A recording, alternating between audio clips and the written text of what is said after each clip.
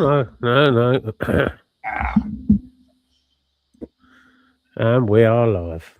Evening, people. What's anybody been up to then? I'll say Bill's got the exciting plans for the week. I have nothing exciting planned for the week. No, the previous week, Bill. Oh, last week. The one we already went through, you know. Oh, the one we... No, hey, Mike. No, nothing exciting last week. Hey, Mike. Hey, Mel. Although I did go see a band that I really enjoyed. Hey up, Martin. Hey, Martin. Hey, Martin. Hey, Mel. The clue is in the T-shirt, which I think is cool as. Culture Club. Oasis. Whoa. Had to hit him hard for the knockout. Don't you swear at me. I had to go for the knockout straight in. Oh, hey, Lee. Hey, Lee. That's a shock. Hollywood Vampires. Damn good night. Good, man. What you get now, Lee? None of your business. You'll have to wait till the next show, won't you? Hey up, G. Hey, G. Anybody who can tell me where the name Hollywood Vampires came from? There's a question for you. Do you know the reason for them being called the Hollywood Vampires? I do. So do I. I'm just testing Tyler. You know I don't know. The Hollywood Vampires used to be a drinking club in the 60s and 70s. That's where it came from. It was to do with Ed Wood, actually, G, because Ed Wood used to drink with them. Yeah. There was a certain select group of musicians, writers, and sort of general people who hung about in Hollywood at the time. Mostly on Sunset. It was on... it's one at bars on Sunset Strip. And it's a well-known... And quite surprising who some of the people who... There's some obvious people. There was like... you had people like, you know, Jim Morrison from The Doors used to drink with them. And obviously Alice Cooper was drinking there. But there was people like a couple of the Monkees. From the band Monkees used to drink there. Who you wouldn't think were big drinkers, but Mike Nesbitt was one of them. Mike Nesbitt was a hell of a drinker. Mike Nesbitt was a right fucking... And so was Mickey Dolenz. Big time drinkers. Yeah. I think Keith Moon often went there as well. Yeah, Mooney was another one. Because Keith liked to drink. So was John Bonham. And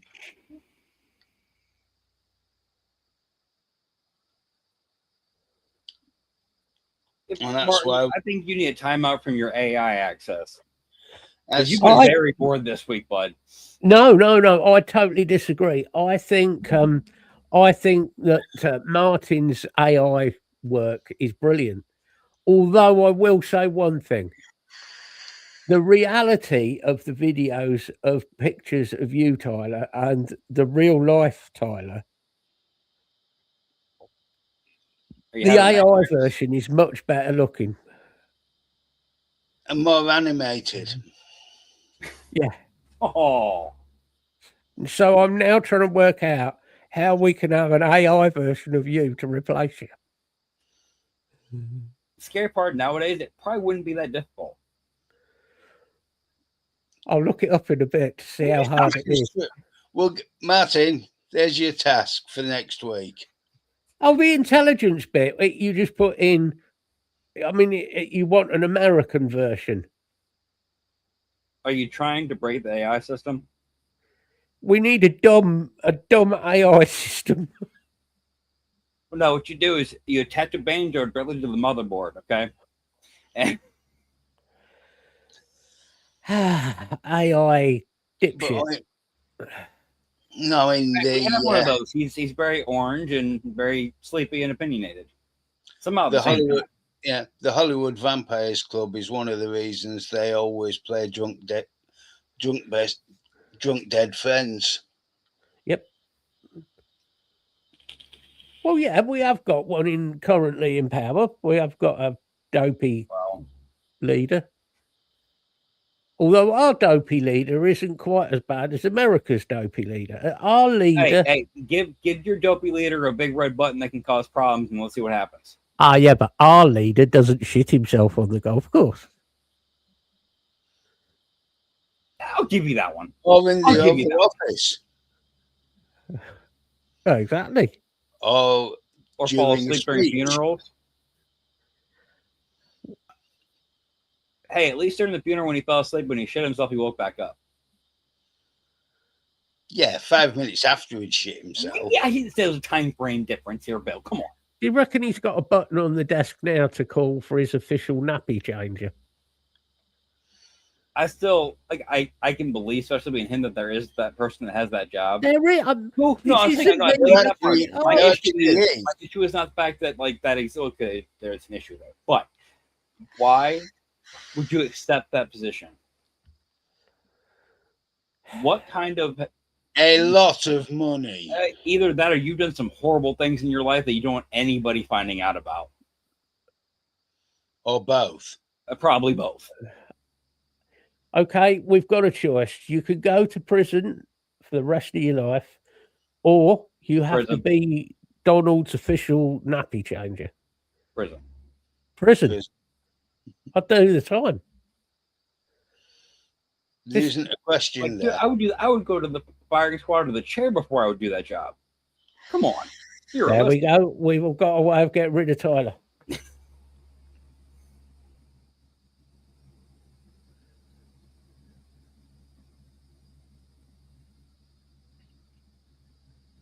Well, let's hope they start getting rid of the ones over here that are taking over, Martin. The way America's looking, there was a graph of the day for the heat created by these AI stations. Oh, dude, you can feel it. You can feel the difference. It's getting it's dangerous. The problem is, it's also getting dangerous for your water sources. Very. And like I said, here's the best part. Now there's advertisements from the data centers on whatever platforms will allow it of, oh, we're not doing that you think we're doing. We're actually helping you. We're funding your roads being repaved, and we're funding your schools. I'd rather the kids learn, in a single one room like they used to years and years ago before us have you be the helping force as you destroy everything else. I did read something iconic, me saying that, or ironic, I should say. I read something. Now think about that word, read, words, reading it. Something the other day that said that the AI companies are buying up every bit of literature worldwide so that they can use it to create AI literature. That's not the issue. Well, it is an issue, but did you hear what they legally are able to do in the U.S.? Because in the technicality, if you buy the literature, like the original copies of these things, and you scan it into their system, legally, legally, you have under U.S. law I don't know how, but the right to destroy the original copies because you now own the original copy in your, database. Yeah. So you're going to take every bit of classic characters, A, and everything else. You're going to upload it, delete it from existence physically, and then alter everything you want to for everybody else to absorb. Oh, you mean the same as the churches have been doing for centuries? I love how you found that connection, but I don't know how you saw it, but because we were talking about it before the show. But it's the exact same shit. Yeah. I mean, I love it. People, because we said it before, have your religions, have whatever you believe in. Good on you for feeling how you feel. I don't want to go past that, but you enjoy yourself. Now, the people that have always been the super religious ones that push the Bible on you over all these years, I've always had the same argument. Why do you trust what you're reading? Well, it's the word of, okay, but did God personally make a copy machine and start sending copies of the Bible directly from heaven, from his mouth and everything? Well, no. Okay, then who wrote it? Well, somebody in the church did. Okay, how many thousands of years ago? Who translated it? Who could read? Who could write for thousands of years? It's not the beginning message. I guarantee you that. No, none of it's the original messages. And that's when they get so, oh, this has to be this way. Okay, well, it's not what you've been being told now. So good luck with that. The issue you've got is, okay, the chances of any of the original Bible or original scripture. Right, because once it was a Bible, it was technically the combination from all scriptures into man-made. Was not written in fucking English to start with. It was written in Aramaic and Greek and Mesopotamian, okay? Latin. And it was then given, cutting this down a little bit, but it was then given to these various monks, okay, along the way, who were the intelligent people of that time. And by intelligent, I mean they only could read and write. Yeah. They were then given that job to transcribe that into whatever language, usually Latin. Okay. And then from Latin, it would have been transcribed into, say, English or French or German or whatever.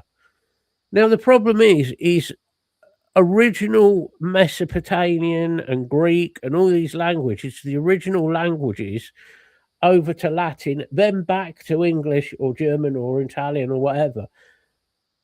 You've lost bits of the story. I was going to say, they don't translate perfectly over like people think they do. And we know that the Catholic religion chopped whole fucking parts out. There's another small issue. It wasn't translated to English at all until the 15th century. Yeah. Before that, it was everything in used in Europe was either Greek or Latin. Well, and thinking about, like I said, populations, being exposed to education to a certain degree, how much of that scripture wasn't even read by massive amount of people? It was spoken and listened to.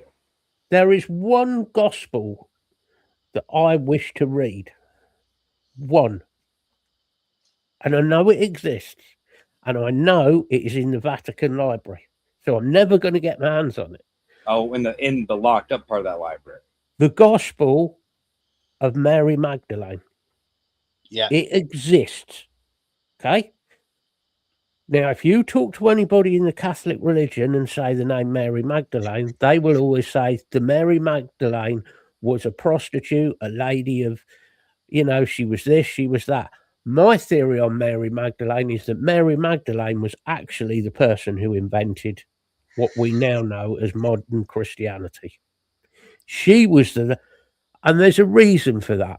And Bill will agree with me on this.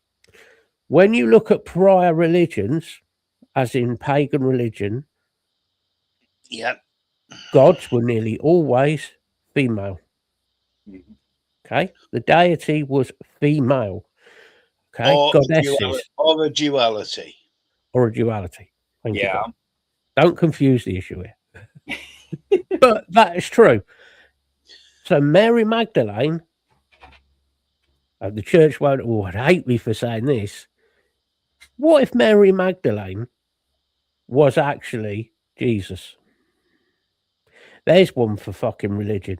What if the reason they got rid of Mary Magdalene was because they didn't like what she was saying, and they put Jesus Christ, the man, who's got always the white flowing beard and he's bright white and shiny.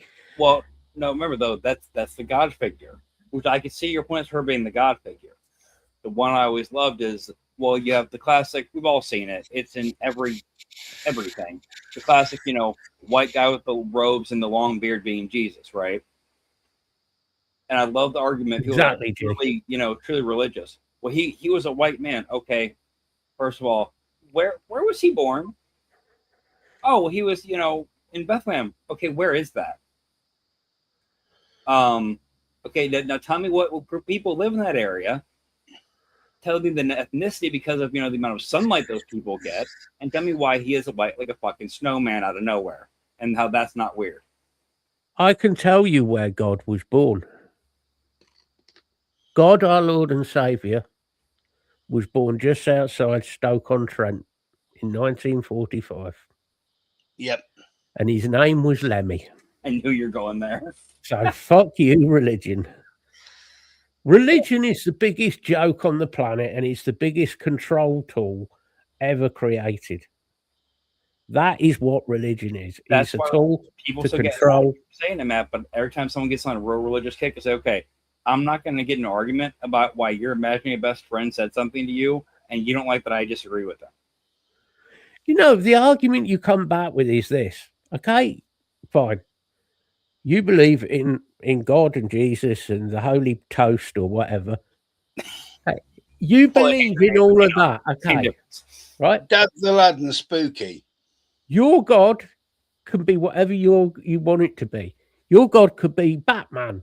It could be Banana Man. It can be whoever you Flying want. spaghetti monster in this country, Matt. We've talked about this. Yeah. You can't disprove that Batman exists. You can't prove to me that God exists. So it's called faith. If you have faith in something, It's- whatever it is. There's a reason sometimes it's, you know, called blind faith, but Oh, it is blind faith with 99.999% of them. not very subtle, but, you know. Exactly, G. It is weaponizing it. It's because you Let's say all know it's about. beliefs I have no issue with. Organized religion I have an issue with. This is something that me and Matt discussed earlier as well. The closest to the original Christianity are the Russian Orthodox and the Greek Orthodox. Yep. Because they were first translations. When they haven't changed from those original translations for the most part, even to today. No, the Orthodox haven't changed. The original translation hasn't been changed. What's the big difference between them and like modern day Christianity? Oh, it's massive. You know what I mean? Like,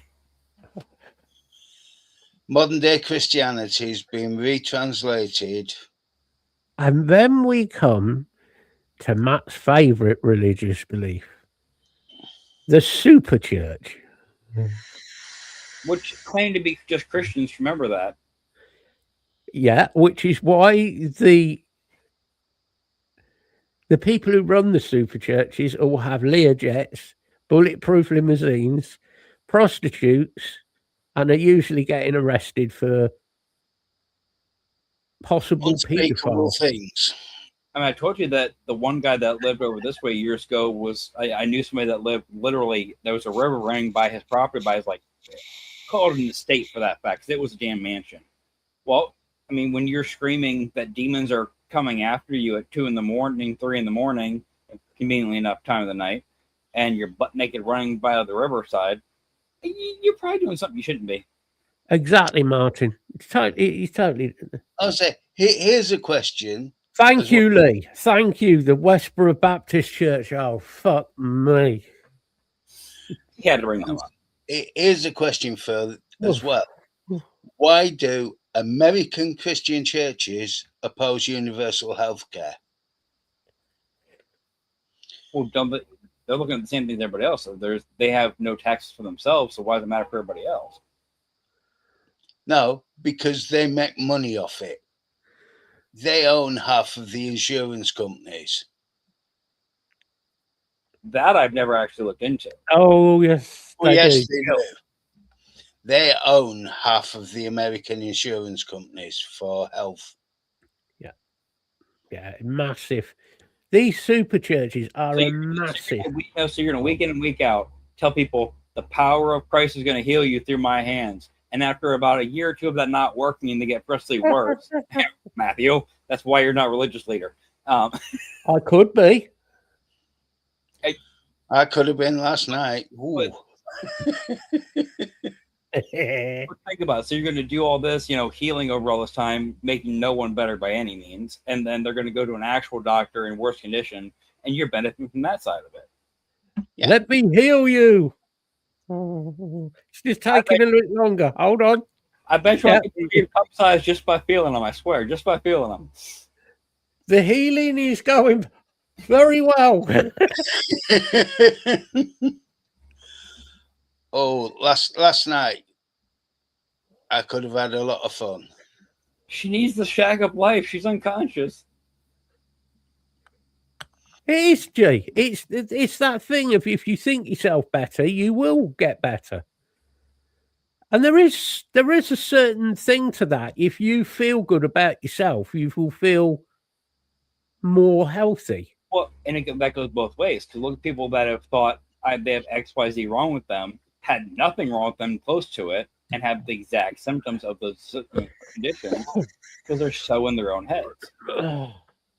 Given that's also Dr. Google helping everybody out too. Oh, fuck off. Dr. Google causes more problems than anything. Right. Well, yeah, but now we have Amazon and Walmart doctors too. Next time you get a headache, okay, go on Google, right, and put in, I am getting headaches, and it's not gone away for 3 weeks. What are the possible causes? And one of the causes it comes up with is you have a brain tumor. Mm-hmm. Yeah. No, it's specifically just behind. It's specifically somewhere between my left ear and my left eye, and it will even tell you what type of brain tumor you've got. No, here's a better idea. Take some fucking paracetamol. What it should say on Google is right. What it should say on Google is, are you dehydrated? Are your sugar levels low? The simple things. Not start coffee for the entire day. Don't start out with you've got a brain tumor. Honestly. No, I feel for doctors nowadays that actually do try to be actual good physicians, and they have these whack jobs walk in. I've got this and that, and I'm dying. How do you know? What did your specialist say? Well, when I was on Google last night after a couple drinks, this is what I found out. Oh, fuck. This is one of the reasons I refuse to look up anything on Google. Nothing wrong with that. Nothing wrong with that, Lee. Hey, it's a way to get through the day, isn't it? The worst thing that's happened is all of the medicines all the information being accessible online for medications, because people go in demanding a fixed brand name medication, particularly in America. When that comes down to 3 different issues there, Bill. You've got idiots that want pain pills, the junkie aspect. You've got the Dr. Google patients, and then you have my best friend has medication. They let me try some of them, and it helped the one time I tried it, so I want this here and nothing else. Mike. Hey, Mike. But they are dangerous.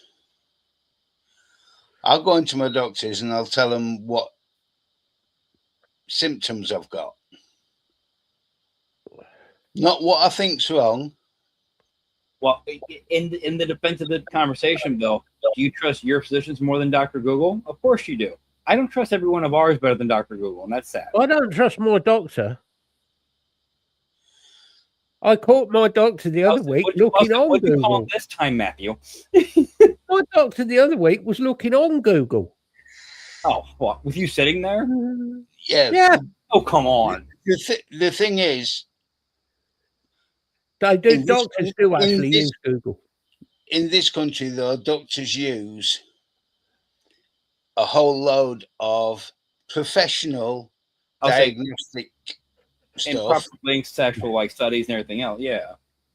No, and they have to log. They have to log into these sites. They are not just open access. No, they're not. I must admit, I did take the piss out of my doctor. I said, "Well, I fucking could have done that," because he was looking up something about schizophrenia and side effect of something, and he looked it up, and I went, "Well, I fucking could have done that." He went, "Well, do you want my job?" I went, "Well, I could probably do it better than you." And I don't think that was the approach he liked, but. I mean, this is where, for me, being able to communicate with the doctor is essential. Well, see, and that's why my back with doctors has been so back and forth. I've had, like, most recent one that actually listened. Problem was, the poor guy was probably, I mean, he was knocking on death's door. This poor guy was walking at the curvature of the spine, that's natural. But for it to be forward and sideways, and you're walking with a wobble the other direction, trying to stay upright as you're walking through the room.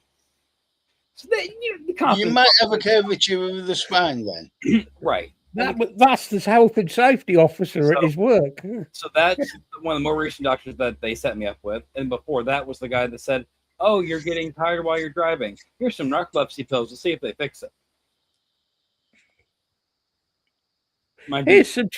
Here's some cheap free speed.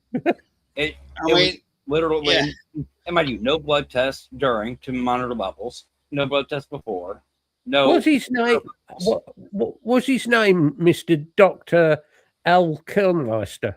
He was here's a rapid speed. That'll get going. I feel like I went to Matt for fucking medical advice. I know one for sure. I do not trust a doctor that doesn't look up drug interactions because of the medication I'm already on. Well, to be fair, like Martin's just said, there is a special place for the resources that they use for drugs and interactions, and because no doctor can know what drugs interact and don't interact with other drugs. And not just that, think how many new medications come out daily. Well, I was wondering if he sees Nick Riviera, yeah.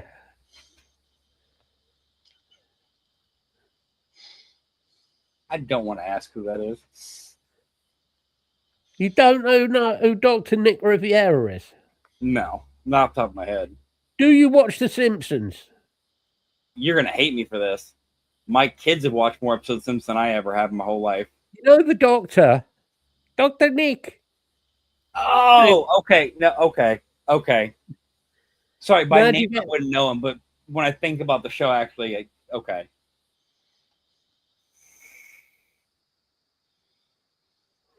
Fucking hell, Mike. That's a bit of an upper. Doubling up on your antidepressants. Oh, wow. Now, how are you getting on with them now, Mike? You don't have to say, by the way. I'm hoping. Hello, everybody. Before to have that for double. I just want to know the voice of Nick Riviera. Nick Riviera voice. You'll be proud of me. I watched a movie you've been recommending this week. And when I tell you what it is, you're going to laugh at me for how long it took me. I watched the first Super Troopers this week. I actually like Super Troopers. I'm a big fan of Super Troopers. It's a fun movie, the original one.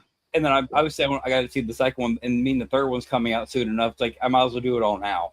Have you ever watched Harold and Kumar? Oh, I've seen every one they've ever made more times than I can count. Yeah, because it's basically the same sort of people are in. What got me is it's actors that you've seen in similar, directors' work, and you go, wait, okay, and then a character will come out, have 2 minutes of lines, and they'll get close enough to the camera and go, wait a minute, that's not son of a bitch, it fucking is. Everybody in that movie you recognize from something. He's funny. I love Super Troopers. He's funny as fuck. And then the guy that played, I can't remember the name at the moment, that played the chief for the troopers. Yeah. Yeah, I know what you mean. There was a commercial on the next day on YouTube or Facebook, whatever it was, and it was for some like food place or medication or whatever it was. They used his fucking voice. So that's all I hear is this commercial's playing. Super Troopers was one of those movies. It's not like brilliant. It's not. But it's fucking funny. It's like I don't know. The shower scene's quite good. I trust you to remember that one. Of course. It was memorable though. no, the best when he pulls it when they're all pissed up, drunk, and they get in there and they pull the guy over, and the guy's like, he's like, when you gotta go, you gotta go.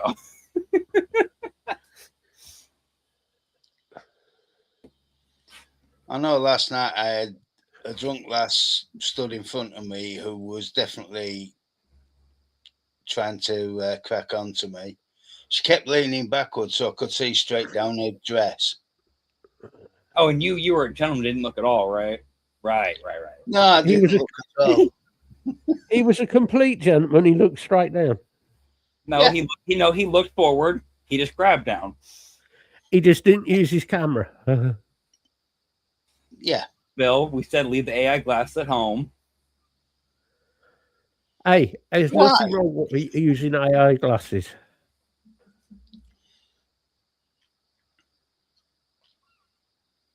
Well, I mean, I don't know which. I'm not going to ask which one specifically might be you're on medication wise, but 20 for most medications for that type isn't crazy high anyway. So hopefully that. Oh, it is for some of them.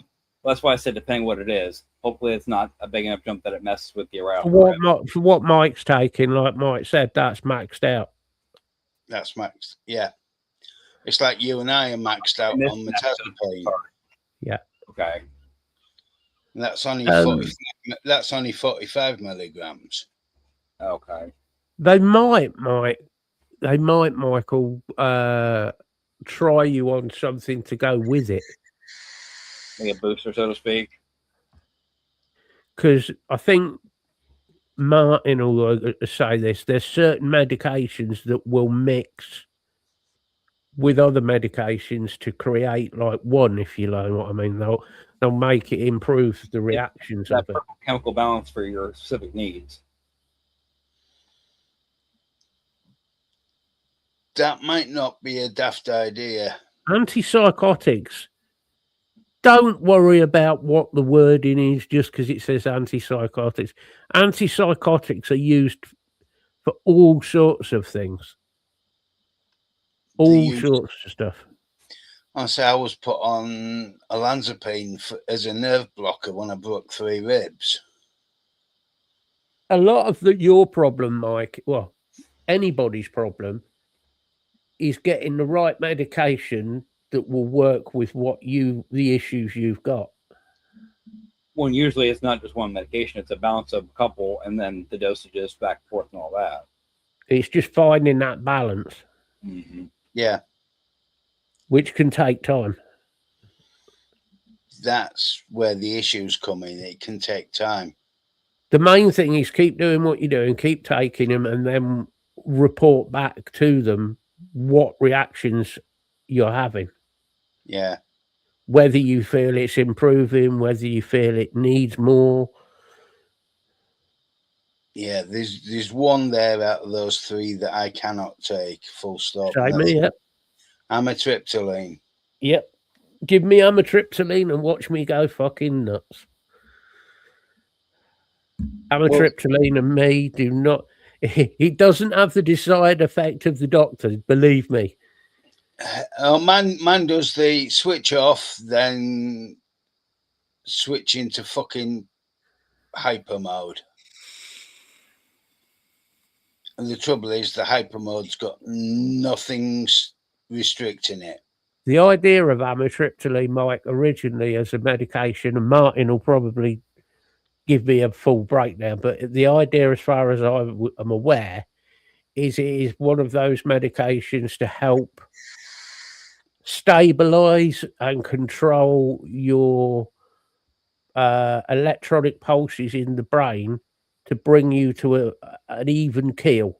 So it's a flat, not a flat line, but a smoother, more predictable line. Evening, Lisa. The issue with that, Mike, is sometimes with amitriptyline, with some things, and this is a strange one because Bill and I are probably the only two people I know of that it's happened to. It did the opposite. Yep. It turned me from being stable to being extremely violent and unstable. Really? Yeah. Oh, fuck yeah. Yes. It was messy. I was aggressive. Well, this is true. I was aggressive beyond belief on it.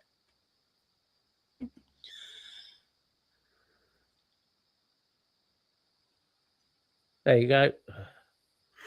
Thank you, Dr. Martin.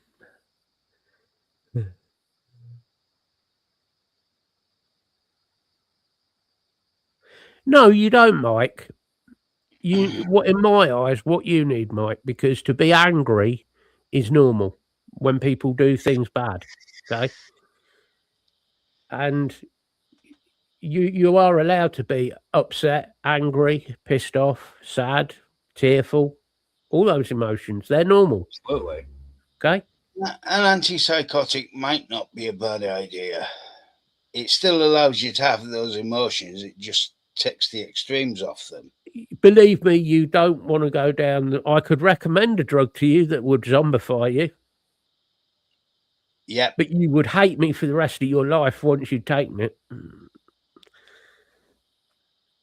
I've had it, I've taken it, and yeah, you wouldn't want it. No, you don't want it. There's certain drugs that they give you at hospitals, which will knock you out for 3 days. You say you don't want the emotions, but what about the other emotions, Mike? The emotions like happiness, laughing, giggling, looking at, I don't know, a beautiful woman and thinking, wow, she's fit, or whatever. All those emotions, it wipes all of them. Be more civic. Like, Mike, think about your reaction when you get one of your new knives in the parcel and you get that moment of getting to see the new, what you ordered and all the time to make it and all that. That's the hard spot. All the negative, trying to be like, I just want the negative to be gone before you're willing to give up every bit of emotion you have all together. I get that. I strongly get that feeling, dude. But if you try to erase every bit of emotion, it's going to make the angry side seem almost wanted because you even feel something at that point. And then you start getting angry and only angry. I get you're fed up with it, Mike. I get that. I would definitely get that, man. I mean, 100%, another one I know it did it to me completely. Beta blockers. I have an emotional range. I have feelings. Not with everyone. When I was on beta blockers, I had Exactly. no emotional connection whatsoever to the world around me. I think, and I'm talking like a psychiatrist here, but I think, Mike, what you need is, first of all, you need somebody to talk to, right? Which that could be one of us. That's not an issue. Yeah. You need a professional, somebody to talk to. I say, don't take us as professionals, bud, please. No, don't. No. You need somebody professional who can talk to, and you can explain your emotions to, and then work out things like, I do know the answer to this partially, like the panic attacks, and I know partially the reason why you get panic attacks, Mike. And I still think you should be looking into getting some sort of counselling on PTSD. Yeah. I won't say why, and it's not my business to be saying. I know why, partially. And I think you do need some help because of that, of what you've been through, mate. I was put on beta blockers because something else is influencing your head doing that. Yeah, I was put on beta blockers for my heart, and it had to shut me down. And now we wish he was back at no. But I was kept on the beta blockers for a year after I'd had the surgery. And it took me another 18 months to reconnect the real world with that zoned out world. I'll say that weird gray haze that you just lived in. All I did was exist when I was on the beta blockers, but I was on a high dose for a long time. See, that's what I hated when I was put on medications, years ago, like late, mid late teens. That's all I felt. I felt like I had nothing, even in my own brain thought process, emotions. There was nothing there, and you went through the motions. And once you finally got out of that and got yourself where you could start thinking again, you don't want to be back to that. Quill. Not heard of that one before, Martin. I'll have to look into that. I've not heard of it. Well, I mean, Martin's used it for patients, so yeah, it sounds very useful. And if it help Mike, then that's definitely worth looking at. Well, it might be one of those nice services that certain positions that people in the field know about, but not everybody publicly know about. See, panic attacks are a strange one because panic attacks can be caused by such tiny little things. I would say stupid little things, right? That people would look at and think really shouldn't cause it. But there's definitely, with what Mike's been through with things, that he would. Well, it makes smaller triggers seem like bigger things in the moment, and it's easier to get knocked into that panic attack. Yeah. No, I feel for where we're at right now, Mike. I know how that feeling is to just want every bit of motion just to basically, for lack of better words, die, and you not have to feel anything because you're just so sick of the negative and everything that goes along with it. But like I said, it's a hard place to get back out if you do shut it off completely. So, I remember talking to a psychiatrist and saying the one thing that terrified me about the medication for bipolar was some of them are a complete chemical switch off. Oh, that's what mine was. I couldn't tell you what I did most days for about a decade. And I said the one thing that would tear me up is losing feelings. Fortunately, the combination that me and Matt are on does allow you to feel things. It does. Mike, I think this all comes back to that particular occurrence in town. Yeah.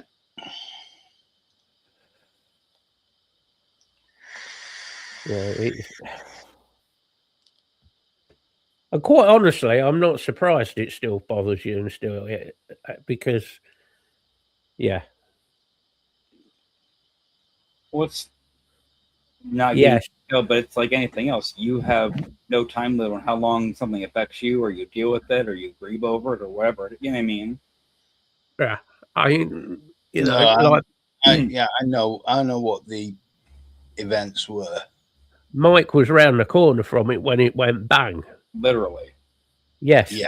Literally. Oh no, I remember him telling the story about it. So he saw it all. He saw what happened, the aftermath and whatever. So that's that would kind of stick with you, even if you don't associate it at the time. And because it happened in a public, we start remembering things. I'm sure it's gotta be fucking. There you go, Mike. Robbed at knife point twice as a kid. You know, there's all these things that you have definitely built up.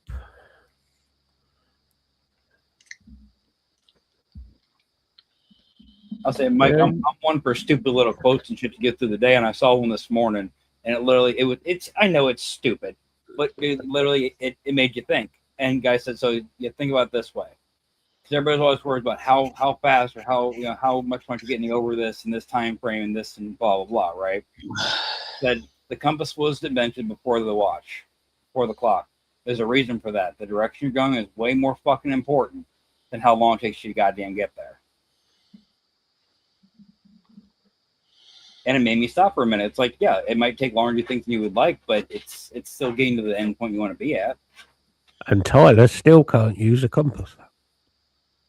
Hey, if you hold the magnet right close to it, it tells you where you want to.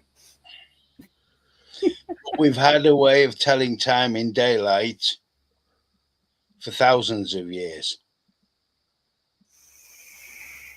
May not have had wristwatches. Well, right, but simple point being, Put a stick in the ground. I don't want to put a stick in the ground. You put a stick in the ground. Yeah, but that is your watch. No, that I know. tells you the time. Yeah. Well, especially if you know the appropriate, where you're at and where things faces. Yeah. But we've had that. We've had sundials for thousands of years. Very true, G. Especially, indica strains is a bit. And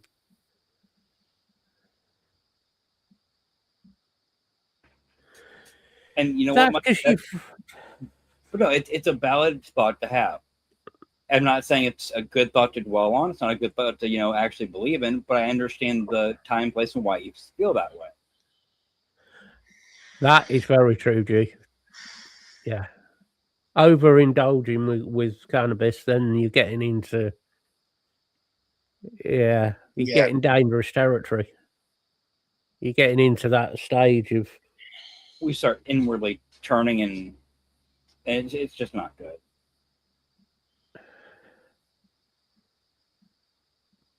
Yeah, it will affect your brain. Tyler's safe. He hasn't got one. No, I have 2 brain cells. Thank you very much. They've been on vacation for a couple of years. No, one went on vacation, the other went looking for it. Okay. Say, Indiana Jones and the search for Tyler's brain. And for some reason, he had a set of coconuts when he followed him.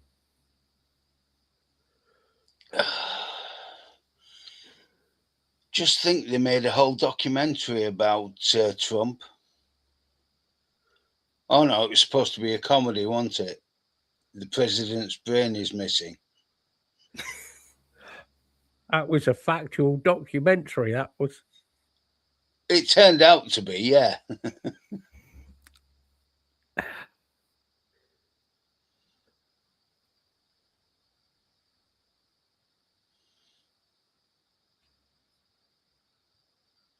Now is he insulting me or Trump right now? I can't figure it out.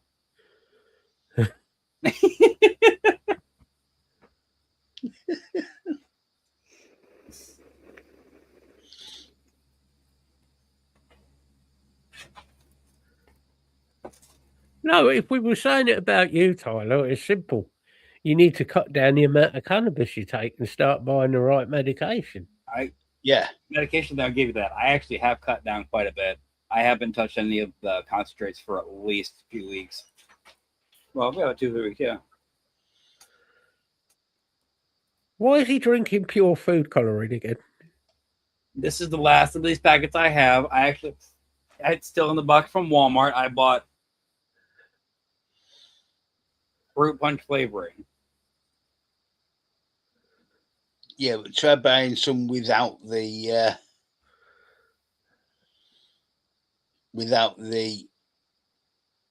radioactive food colorings. That's what I'm saying. The one I just got in the mail today has no food coloring, and it's all it's a beetroot dye, and it's an electrolyte based powder. That's what I've got, electrolyte powders. Well, that's what my orange stuff is, but it's obviously colored pretty decently, But I was getting it for free. No, it's colored pretty indecently. It looks like the same color as the traffic cones we get here. Yeah. Actually, it's a little lighter than the one. No, it's about the same color as traffic cones here. I've worked it out. I know where Tyler's getting his. I mean, you can see through mine. Tyler, what is that orange drink called? It's not called Agent Orange, is it? God, I hope. No, what if I It have? came. I don't have a pack. Tyler is drinking a new Trump. Concentrated Trump. You're What are they doing? Just drying out bits of him and just. hold on. Does that mean you have to go up and drink Trump?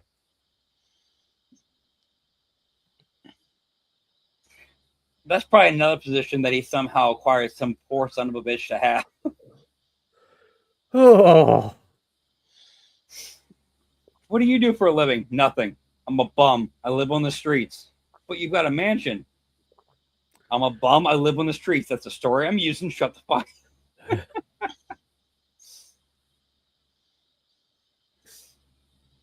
Tyler blows Trump. Again. There's a meme for you, Martin. Tyler blows Trump. You guys are getting a little bit weird on this now. A little bit. Yeah, but you're the one that's drinking something that looks like Trump. And I don't want to think about well, it. possibly.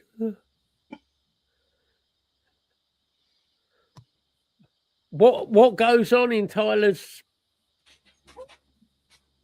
strange little world? None of us wish to know. Oh, trust me, you know how lovely it was to say on the news the other day. Oh, by the way, Trump will be landing in Akron in 2 days. And then I was going to ask you, Max, you follow some of the dumb shit he does better than I do some days. I heard something happened when he showed up here. I don't know what happened. I heard some kind of kerfuffle event happen when he arrived in Ohio. He landed and shit himself. No, that's normal. He landed on a cornfield. I mean, in a cornfield. Well, they threw him out of the plane, you see.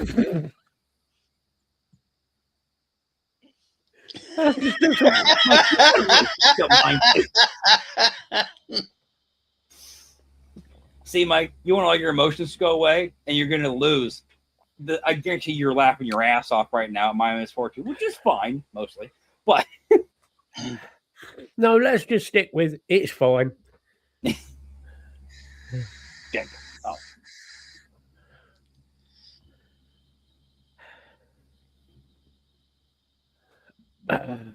Well, I was proud of myself last night, though, chatting up that blonde nurse. Oh, she was a nurse, too. Yes, she was. No, that was another one. I was about to say, how do you have this level of luck, Bill? Is it luck, or do you have like a radar somewhere in your brain you've had installed that you can track? It's not luck. It just happens. Yeah, I naturally gravitate towards nurses. Quickly. It's natural experience, you see. No, it's like the guy with the two rods trying to find water. When they cross, you find water. I have never had to look for a nurse.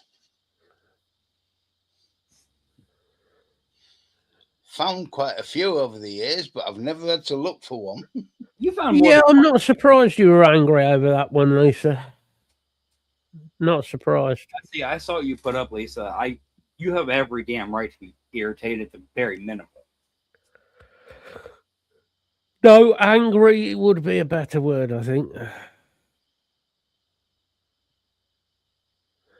Now, there's a shot. I refuse to look into it. Yeah. Oh, we did the big thing. We're not going to go past that. No.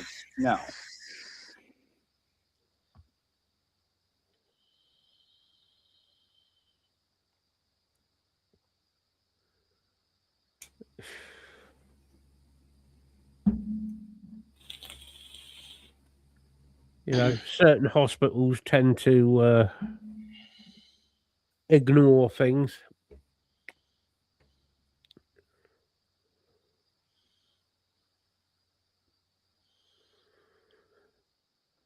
This is one of the good things being in Whitby. Depending on what it is, I've got a choice of 4 different hospitals. if he lasts that long. Well, the problem is when he sat there, on the floor rolling the dice. Which hospital do I go to? Which one? Which one? No, I go to the Whitby one, and they get referred to the one that's best. Yeah, anywhere that's not there, so they want you out of their damn hospital. Oh.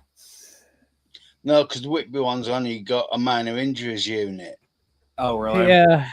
You're assessed, triaged, and referred to whichever hospital is most suitable, whether it's Scarborough, Middlesbrough, York, Hull.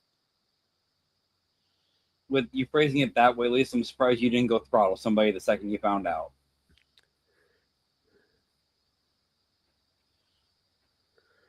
No, we always laugh at Tyler. That's what we mean. Sometimes they do it anyway. Yeah, it must have taken a lifetime to become this much of a moron. Hey, dedication is dedication, bud. Thank you, Roy Castle. And he's playing the trumpet with his ass. That wouldn't surprise me. I know you guys, have said you watch some interesting TV shows and stuff over the years. What the fuck? Just look up Roy Castle. Now you told me why I don't want to. He didn't actually play the trumpet with his... Oh, for fuck's sake. He was actually a very good trumpet player, Roy Castle. He was a very good trumpet player. For a short while, he held the record as the fastest tap dancer. See, Mike, I see why that gives you more reason not wanting to go when you have something go wrong to one of the hospitals. Could be triggering just going to either one.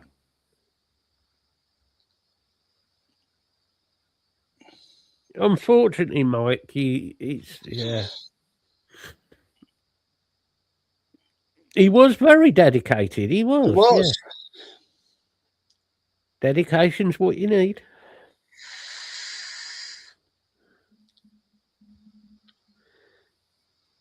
If you're going to be a record breaker. I still remember Cozy Powell setting the record for the most individual drums played in 60 seconds. 458 seconds. Jeez. Look it up. Cozy Powell record breakers. Yeah. That's I can watch that later. Damn. So what great music have you been listening to this week, Tyler? Nothing.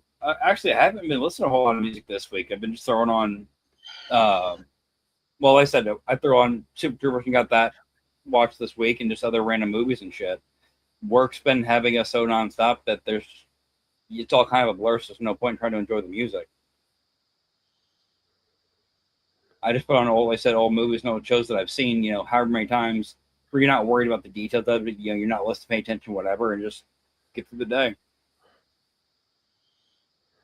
I did buy myself a little something that should be here. Well, I'm waiting on the up-down shipping from a certain Steve. Do we want to know? Just a 28mm Kennedy RDA. Well, I like the way that the Ruby is, but I want it to have more hit than a pure stainless mod, so I'm going to put it on something a little more, conductive. Yeah.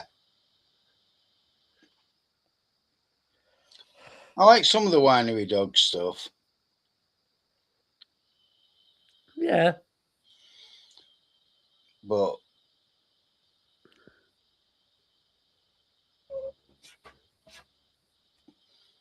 no, last night was a bit special for me, though, because I actually managed to get 9 to come with me to a gig. Yeah. I'll say from her post about somebody, she enjoyed herself, too. Yeah. Yeah. But that is a silver lining, Lisa. Yes. She couldn't stay where I was at front. It was too crowded for her. So well done now. She went out to the back, but She All still right. had a pretty good view, and it's a good because the standing area is all pretty close to the stage. Yeah. That's the actual place. The seating area is 30 feet behind the barrier rail for the standing area. Yeah. Okay. So if you're in the seating area, you're going to watch the video screens. You're not going to watch the band. Right. But standing, if you're in the standing area, I mean, I was about maybe 12 feet from Johnny Depp and Alice Cooper and the rest of the Hollywood vampires. And it was a good way to celebrate 62 years on the planet. Only 62. He only took an hour into the show, but he remembers how old he is finally. Yeah. But yeah, it's a good one, isn't it? That is pretty good, though. Yeah. No, I was gonna get when I went to that Evanescence show. I was gonna get a shirt on there. What are the prices for actual gigs shirts over there now? Because they're getting ridiculous. It varies. They were expensive at the Hollywood Vampires gig last night. Hollywood Vampires, though. Well, yeah. Yeah. And it is definitely the last tour they're going to do outside the States. I know the Evanescence merch, like a basic T-shirt, I think it was starting at 50 or 55. I mean, this was 45, so yeah, it was a bit expensive. Roughly. Yeah, but for fucking Evanescence, they're a shit band. Evanescence, when I saw them, 2002, 2003, were worth going to see. No, dude, it was still well worth the go. It was a great show.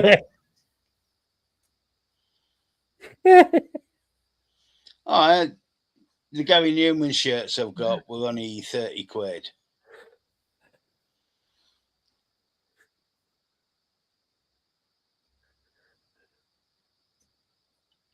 But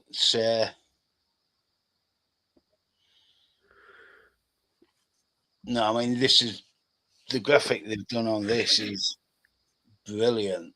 It really is.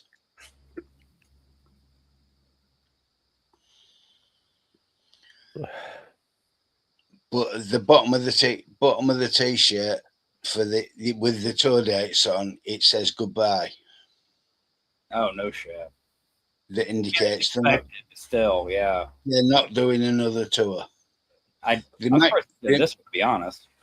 They might play some more in the States. Yeah. But they won't do a world tour again. Because let's face it, by the time they do a tour again, Alice is going to be in his 80s. Exactly, G. See, exactly. From what I know over here on like stateside of that, G, anything we get merch-wise at any kind of show is literally the band has it produced and they bring it with them on their tour bus, basically. And that's what you get. Past that, you get nothing else. The venues don't supply anything. The actual promoters don't supply anything. I've got T-shirts that I bought directly off, like with Motorhead. I bought off them directly from like the band, virtually. Yeah. Well, that's a lie. It was from the Road Crew, but I still got my original Road Crew T-shirt. I wish I still had mine because I had two different. I put my Road Crew. That was your ticket. It was. And it just said Road Crew across the shoulder. Yep. I've got the band logo is just a small logo on your chest. Yeah. And it meant you could be easily identified. When they said Porbell, you can't buy those shirts. Even back then, those were only to warning. You worked for those shirts. Yep. I put most of my Motorhead shirts away now. I wish I still had the tour shirts. Not nurses. Hey? You know how much some of the Motorhead T-shirts are worth? Oh, the originals? Oh, I They're worth quite a bit of money now. a few thousand, depending on condition. I have a stack put away. If you've got a Road Crew shirt, you set your price. No shit. Well, you're not going to find them. I mean, I have the original. Because they have never been sold. I have my original 70. Hold on.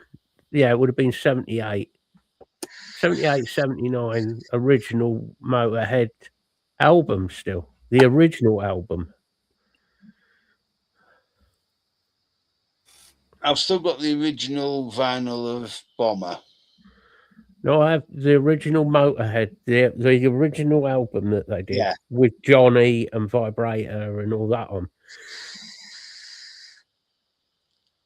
And it's getting to the point now where the vinyl's starting to like get a little bit on the limit. Yeah. So I bought another copy of it, which is a reissue. oh, because you were still playing the original, weren't you? Yes. Now, what's the original worth? I were probably around 60, 70 quid.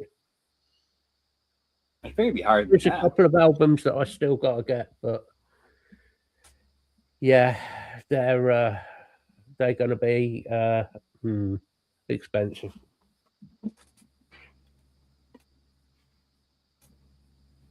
I want the original St. Valentine's Day Massacre one. Yeah. The one that came in red and white vinyl and came in the Marlboro pack with Motorhead across. I wish I still had it, but I had the original issue of the Lockham EP. I did 3 versions of that album. Well, EP. I had the first version of the EP.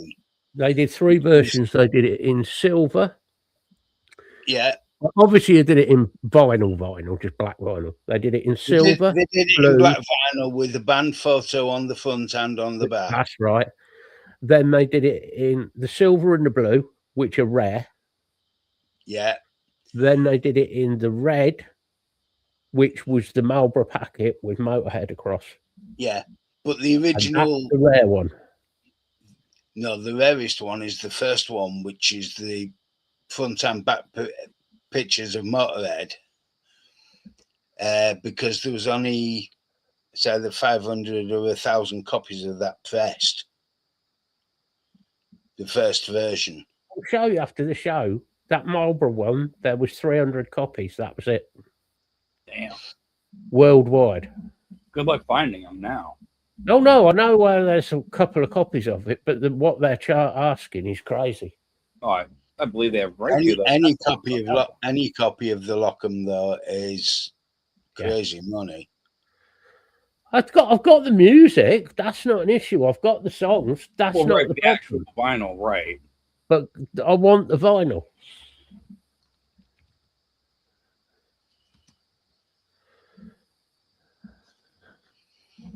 But no, one of the things that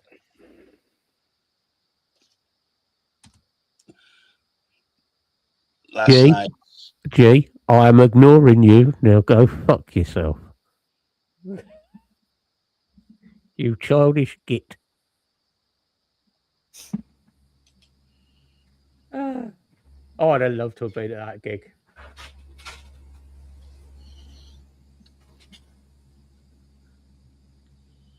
You know, he was just waiting for you to reply to that. It's an ongoing joke. It's all because G is a massive Stevie Nicks fan. Yeah. You know, he loves his Nicks.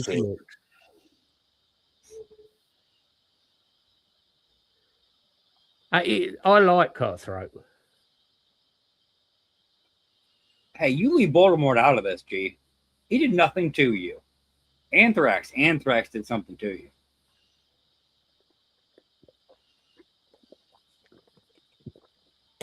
Stevie Nicks sings Dolly Parton badly.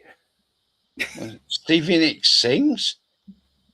No, that's what she did, wasn't it? Well, they said that's what she was doing, but I think my hearing was going because it always sounded like a cat scratching at a pole. I wonder if whoever did, the audio for it did that on purpose just to hide how bad it actually was. I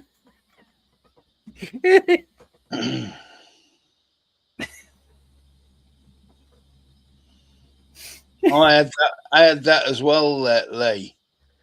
The Motorhead and Girl School cover. For fuck's sake.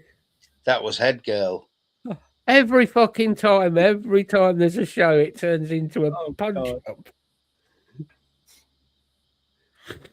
The thing is, right, I totally agree with you about Stevie Nicks and Fleetwood Mac. Fleetwood Mac, when it was Peter Green, amazing band. Right? As soon as she fucking came in that band with that fucking voice of hers, it was ruined. I'm gonna get the dog outside real quick, guys. Yeah, and the fact that Lindsey Buckingham's idea of playing the blues wasn't. I don't know. Lindsey Buckingham always made me feel pretty blue. Yeah.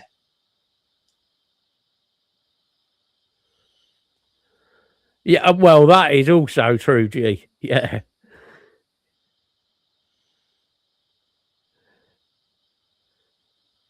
I'm not being funny. Fleetwood Mac with Peter Green, Fleetwood Mac after. Nothing. No similarity.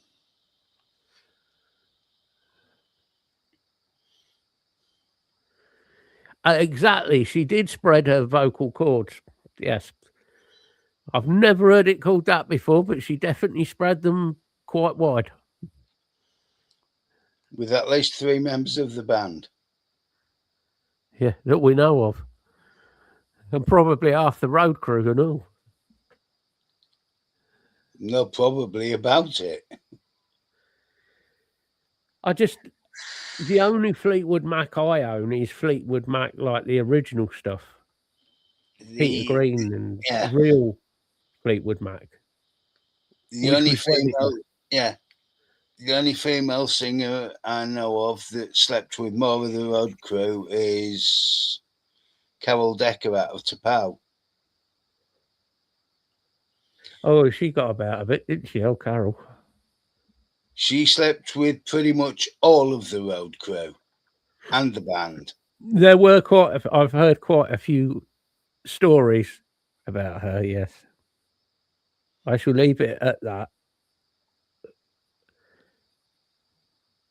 Unless we do a very late night show one evening.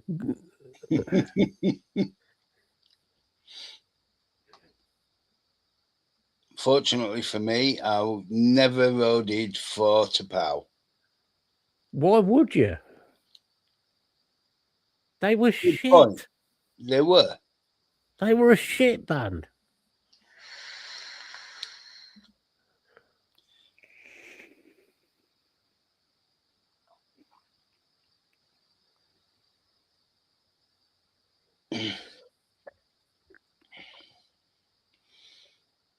I must admit, at the minute, music-wise, there's just not a lot going on music-wise.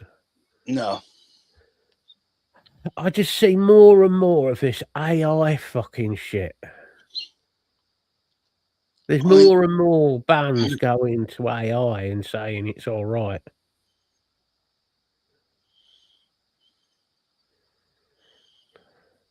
There was another one, Jay. No, you've got me on that one, G. Heart and Soul.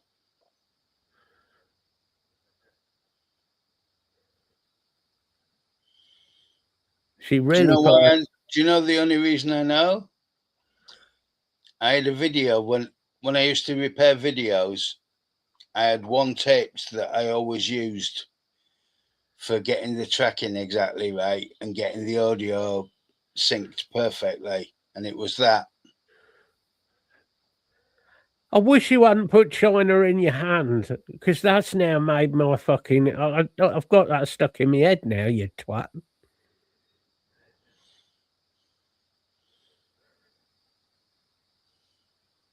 I've got fixated at the minute on Anti-Nowhere League albums, and they're like... Trying to get hold of the Anti-Nowhere League albums is like... It's nearly impossible.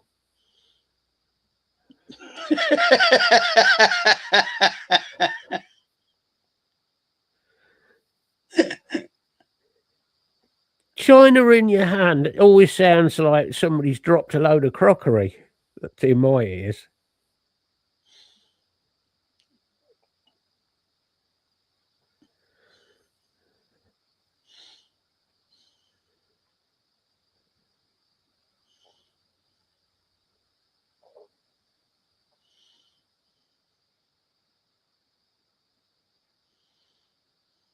Oh God, the bad jokes are coming out now. We've reached that stage of the show.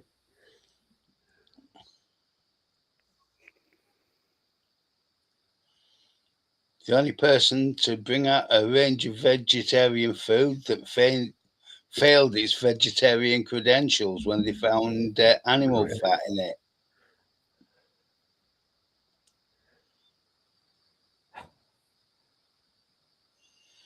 Do you remember that big scandal with the sausages with pork fat in?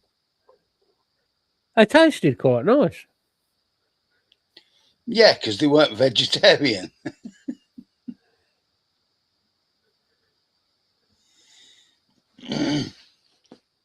Linda McCartney loves a sausage.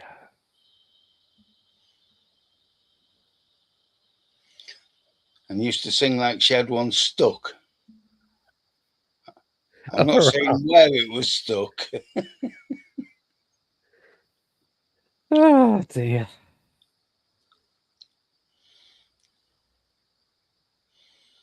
The only person I know who sang worse than her was Yoko Ono. Oh, God.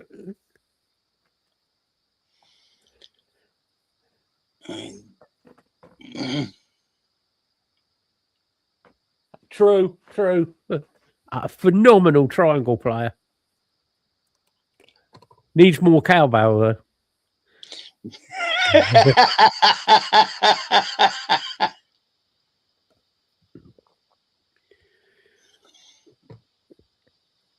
It proves that John Lennon did lose the plot because he thought Yoko Ono was fit as fuck. I mean,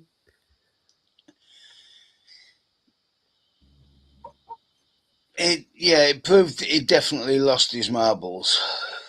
I reckon Tyler would quite fancy Yoko Ono, do you know? And I mean, I heard what you when I first walked in. I've heard all the jokes and everything, but I've never actually looked up what she looked like or any of like.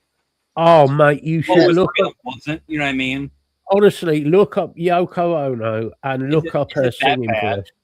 No, it's amazing. You'd love it. What gets me is John Lennon actually let her sing. Well, just to be really spiteful. Singing's got a really, really broad definition here.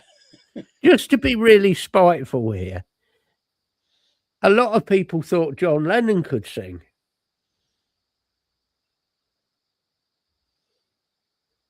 No. And let's be honest, out of the Beatles, I mean, John Lennon was fucking... Out of the Beatles, the really talented one was George Harrison. George Harrison, super talented. Ringo was pretty talented on the drums. He wasn't a bad drummer. Paul McCartney is a prick. John Lennon wasn't bad for lyrics, but he wasn't that talented. I still think his greatest hit was the New York Sidewalk. Talk about a squelch towards the end of that track.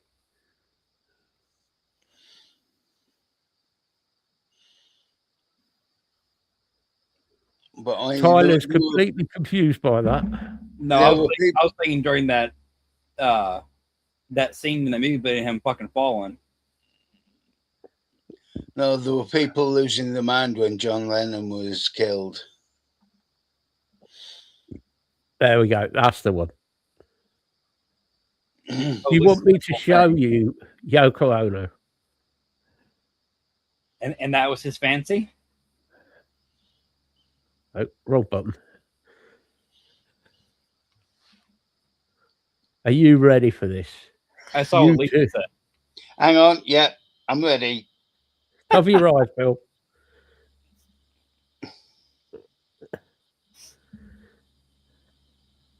There you go. Just for you, Tyler.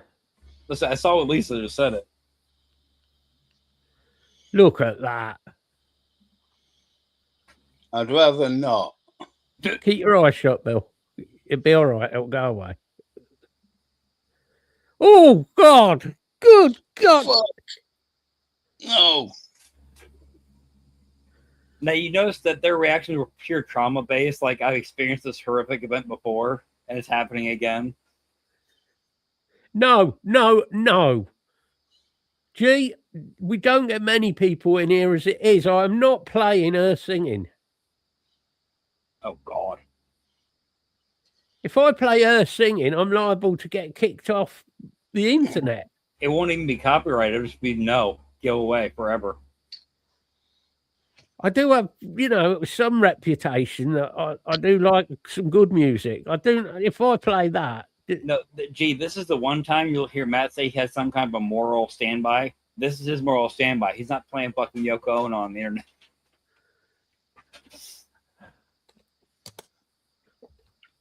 Right. He asked for it. Put it this way, I'm not even putting Yoko Ono into my search engine.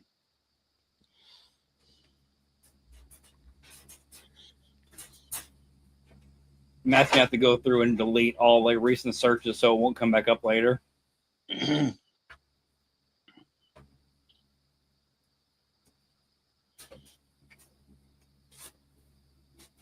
we go with the Yoko Ono screaming at the Archer.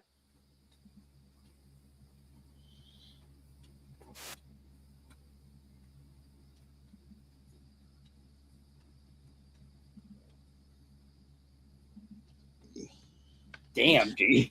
That's the way to describe the way it sounds like something being tortured.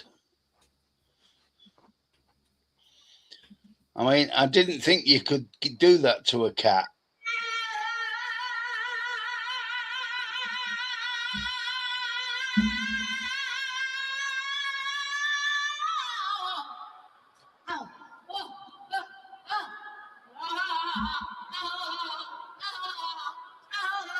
Are you sure she's just trying to sing? Only another 3 minutes to go, guys. No. No, that fucking isn't. No, it is not. Shut it down. I'm kicking you off the show if you continue. Me and Bill's gonna fuck off. It'll be Matt and Yoko Ono. What is he doing?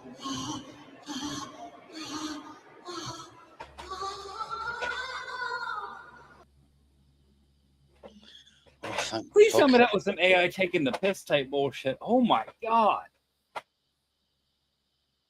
Oh. Okay. I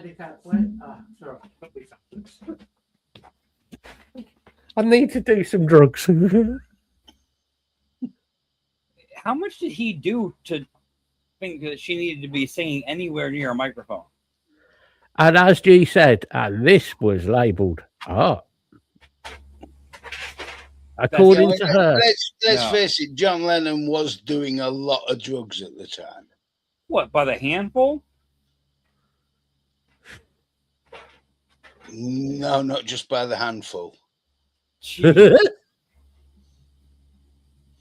Most people drop tabs of acid. He was dropping sheets. Oh, from Steve, Yoko Ono in the nude. What the fuck did you just...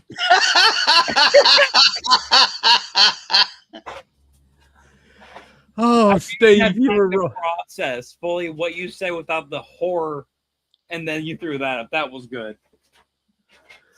That brought a bit of comedy back. We could sort of almost get away with that. You've nearly pulled it back. Honestly, that thank you, Steve. That was a good one, mate. Well done. But honestly, fucking, I mean, her voice, honestly.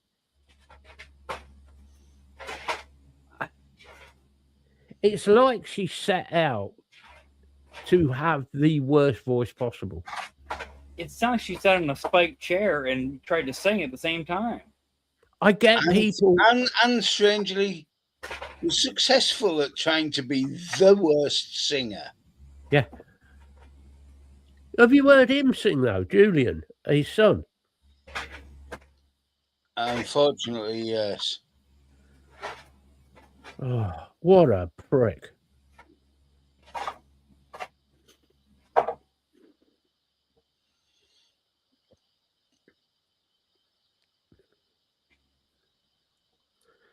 Ah, that's a point. Do you want me to play some Stevie Nicks, G?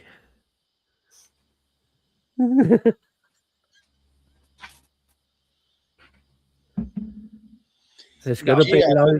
Idea. I'd rather listen to neither of them. I'll take that as a no, then, G. Well, I think it could be worse. What if the two had a band together? You can get kicked off and all, you know.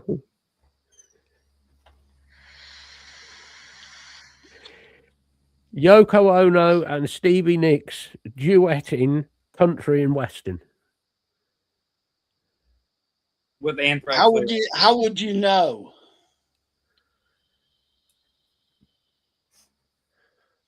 Or would it be the twangy slide guitar thing? I don't think that would make a difference. You still wouldn't know what the fuck you were listening to.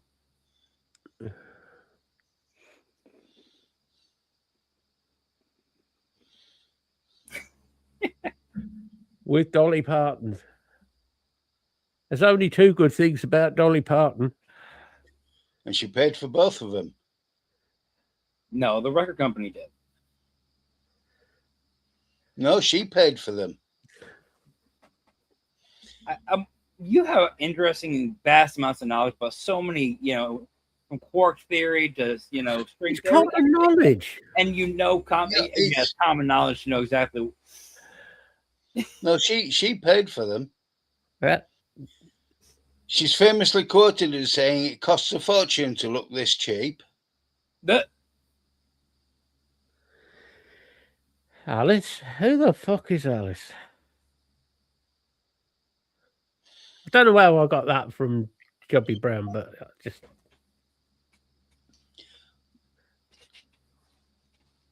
Well, it goes back to the remix of Smokey's Living Next Door to Alice, doesn't it?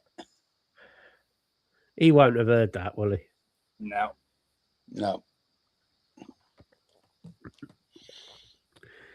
He's too busy listening to crap music. I'm trying to find something new. Yes, she was, Lisa, actually. She was awesome. That's a classic film. Best Little Whorehouse. Yeah. She was fucking brilliant in that. And I have to say, Dolly Parton is quite a funny lady. I've seen her interviewed a few times and she's fucking...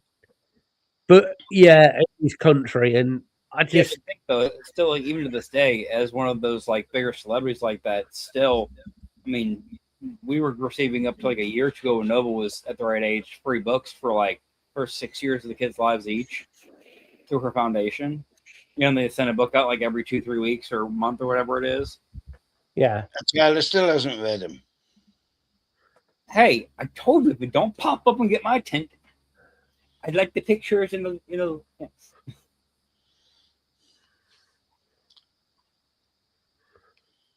Oh, I can send you some stuff that'll piss you off, G. I've seen some really interesting country AI twists lately. Yeah, it's funny, so have we. Fuck off. I mean, come on, Martin's done you a really good job of getting your album out before Anthrax. He did. He had a better turnaround given that one. No, it was the first. They were all comical.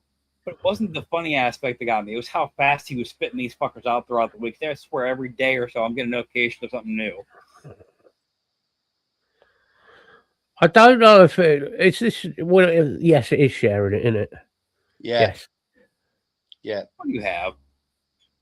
Go in, son. Give it a blow. I don't like any of you at all anymore. One, you're not friends anymore. This is bullshit. Nice one, Mark. Oh, Martin, that's brilliant. Fuck's sake. No, you've got to think. This show is all about mental health and helping others. Okay. Lower scale to increase your. No, you're not thinking. By taking the piss out of you, you're helping Martin.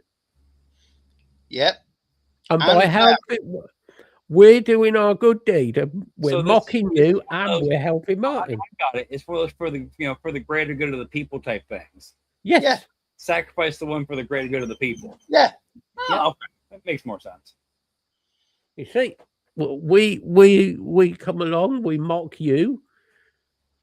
We make Martin happy because he gets to do what he does best. And we make Mel happy because she gets to laugh at you. Well, I think that's all of chat gets to do that. Yes, Lee, you are mental. I mean, that's kind of a blanket statement for this group, though, Lee. Can't really deny it. I've never denied it. I've got the paperwork. Yeah, he wasn't supposed to have the paperwork, but he somehow got a hold of it. Exactly, G. No, because they did have to give me the diagnosis paperwork. Yes, I have the paperwork.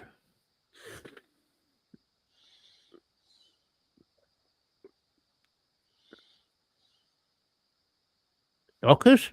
Where? I'll say we're going back to a different subject. We need more detail here. You notice how every bloke, as soon as the word knockers came about, bumped everybody to there.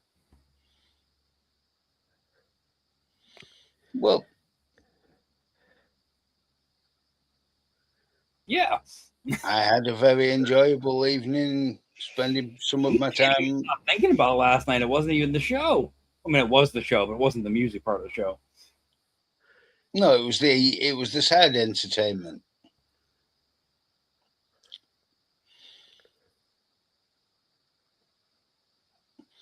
You know, if I look to my left where they had the bit sticking out the front of the stage, I had Alice stood there and a nurse stood there. As long as you can tell. And if I look to the front, I had the redhead stood there, or sometimes laying back with a head on my chest.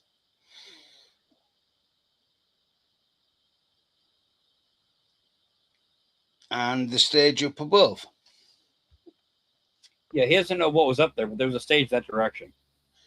Yeah, there was a stage over there somewhere. He got sidetracked. I got distracted. Well, you have a good show and a titillating experience. He got a little,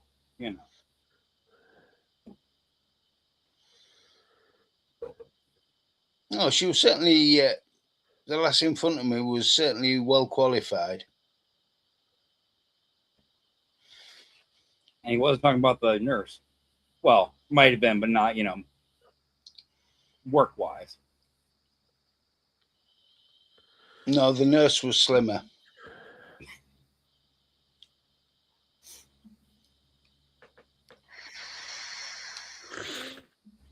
You see, all the gigs you go to, you end up pulling, well, a muscle. That's about all.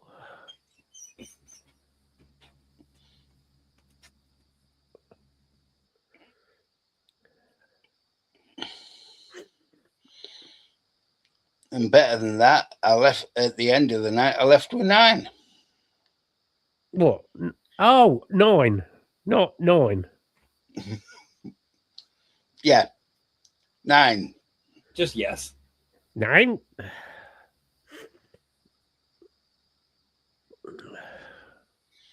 So last night was a win-win-win. All right, G. We'll see you next week, bud. No, it's only nature calling. Yeah, but depending on which side of nature, he might be gone for a while. Well, I don't know what you do when nature calls. Usually it's like a 2-3 minute break and then you're back. Well, Not that we want to know what you go up to. anyway, you know.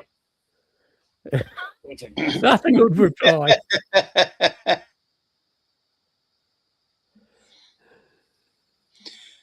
What with the mountain of cheeseburgers next? Yeah.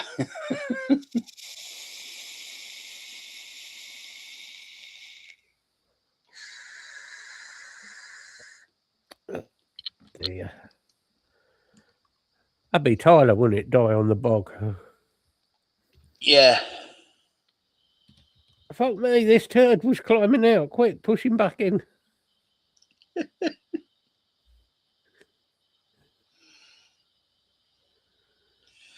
Oh, fucking hell. I hope so. It's the anniversary of Elvis Presley's death. When? Today. Yeah. 16th of August, 77, he died.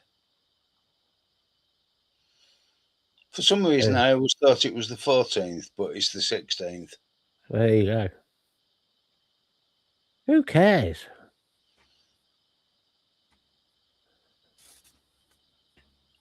Well, yeah, it wasn't. It was an American cheeseburger.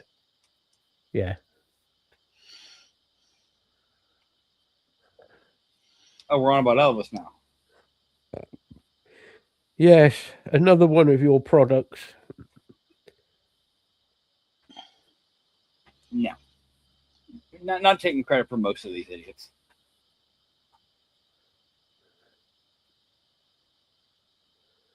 You did. You did actually, Jed. Yeah.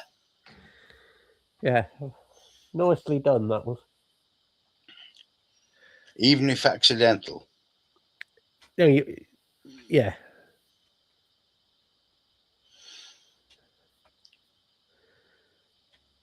Who never ever came to the UK to perform. So never once? No. No.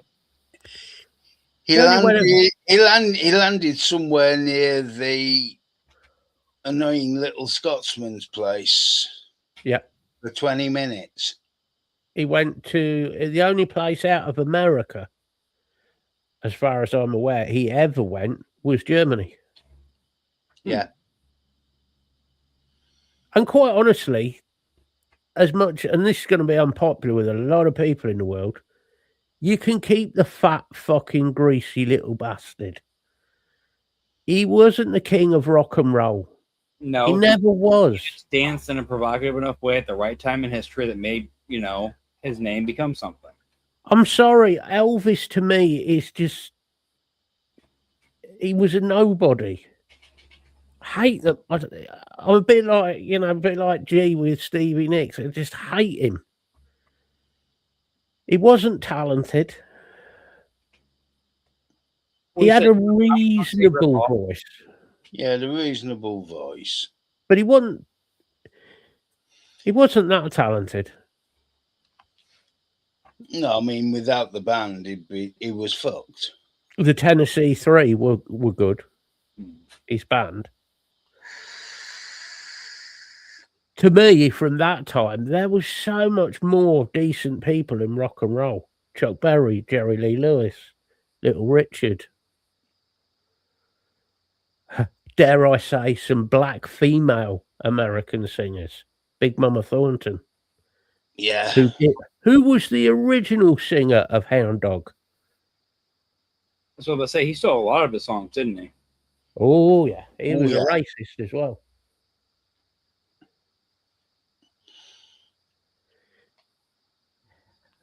I don't care where he went, Martin. I'm just pleased he went. It's just all this, like, people think he was fucking God.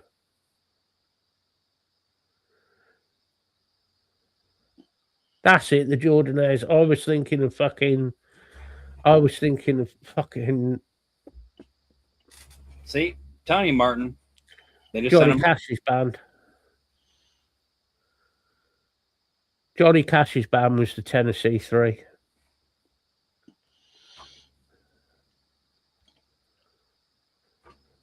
The thing is, Johnny Cash and Elvis were label mates, and Johnny Cash was the more talented of the two, by far. And Carl Perkins. Yeah. Because the difference was they could write their own songs. Yeah, I mean, Carl Perkins wrote Blue Suede Shoes. Yeah. And Elvis stole it.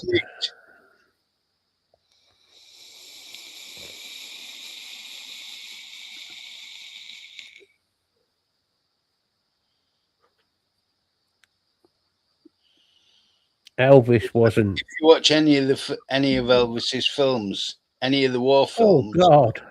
the only time you saw a black person in it was to be killed. Seriously? Yep. Seriously. Damn. Have you ever noticed how Elvis always looked like a piece of wood in every film? His acting, he couldn't act. He only knew how to like swing his hips on stage to music. So I never saw any of his actual acting bits. Oh God! No, nor did anybody else. But he made a lot of films. There's your thing for this week. Watch Elvis films. I thought we were supposed to be broadening my horizons to better things. Honestly, that you. It's an education. It's an education for sure. You would sit there and go, "What the fuck is this?" I mean, you just did a Yoko Ono moment on me today, so that's a good start to the what the fuck.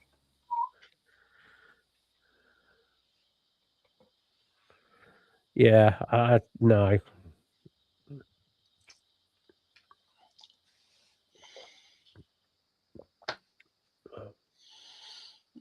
Hey, gee, as long as you haven't, knocked out with your own fumes, you should be fine. Yeah.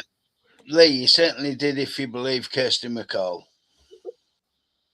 Yep. Bless her.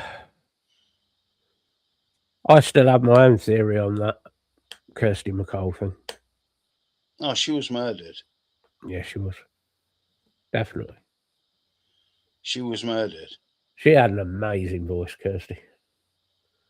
She had a hell of a sense of humour as well. You'd have to have. Yeah, putting but up with shame. Yeah, but look where she got the sense of humour from. Peggy. If you wanted to see somebody with an amazing sense of humour, Peggy Seeger. Big feminist, but with the sense of humour so that it wasn't grating. Yeah. Anti-war, feminist. So you had your viewpoint, but you actually could have a proper joke with people and. Oh, she's very intelligent. Oh, Peggy Seeger's very, very intelligent. I had the pleasure of spending maybe 20 minutes with her before she did one of her sets. Because I've seen her perform 3 times.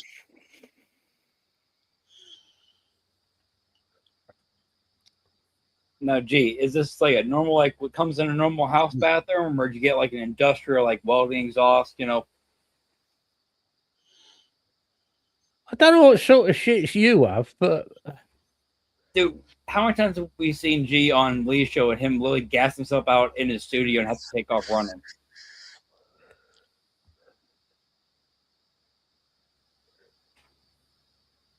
Oh God, No, if you want to see somebody gas themselves out of the room, it's got to be Mike. Oh God, yeah. Yeah, that's fair. That's a fair comment, Bill. He can gas you out of the room through the camera. Yeah. I have actually heard of Mike actually making somebody feel actually making somebody physically sick. Oh, that was at Expo. Yeah. Would you fart on Vic? No, it was No. It was Chris Bell, wasn't it? No, it was Jason. Oh, yeah, but he got Chris Bell as well. Yeah.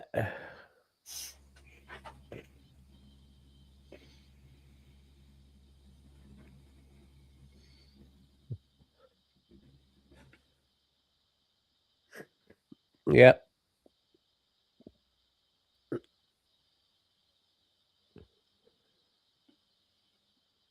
Yeah, Jay is lethal. Yeah, I'll have to agree there. Jay is lethal. First time I met Jay, he was walking around Expo, and it was just after the 360 dongles had come out. You know, you had the dongle cameras. Oh, He had one of them, and he was wandering around everywhere with his fucking 360 cam. And he kept, every time I'm around, there's Jay with his camera going. I went, Jay. And it was one of the old style ones, and it looked like something he bought off Ann Summers. Honest to God, it looked more like a butt plug. And I says, Jay, the next time you come around the corner, that fucking thing, if it's in my face, it's not going to be after I've finished. Why? I said, because it's going to end up shoved up your ass now. Fuck off. I'll go the other way.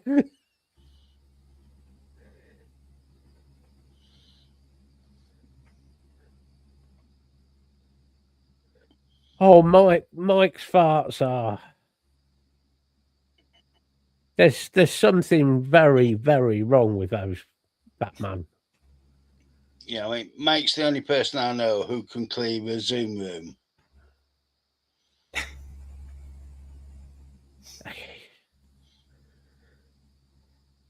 Dangerous. I think he probably fart bad enough to knock himself out and then fart again and wake himself up from vibration. So, yeah. And Jay, Jay did take some abuse, bless him. I can just imagine some of the stories you guys have from old expos. No, it's when you get Jay's missus involved. Not all of the stories have been told. Not all. Oh, I wonder why. There's a few stories that are still remaining to be told. I might tell them one day.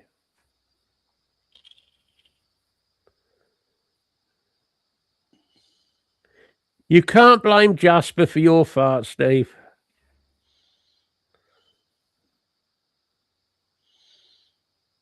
Yeah, but stripping wallpaper is a lot easier than stripping paint. Mike's can strip paint. Mike's can take varnish off wood.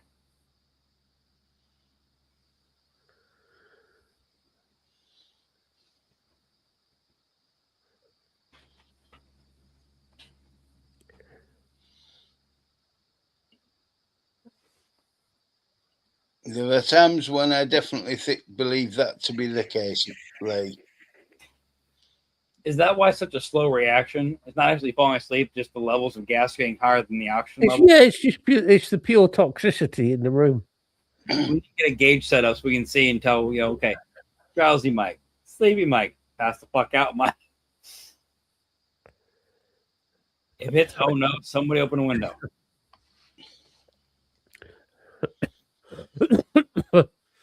I think it was Jay that threw up in the bin next to one of the stools. Sure it was. Probably. Jeez.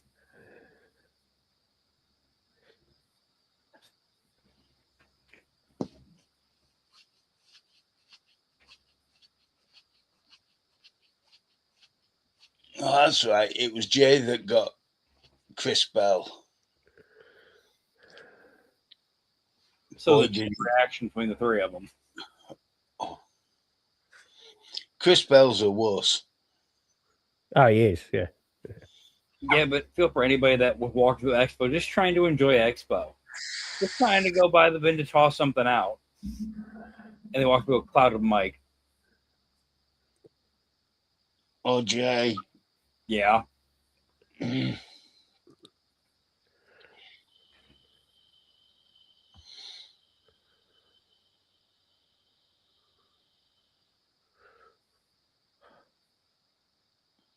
Fucking, why are you drinking Buckies? It's like paint stripper with added sweetener.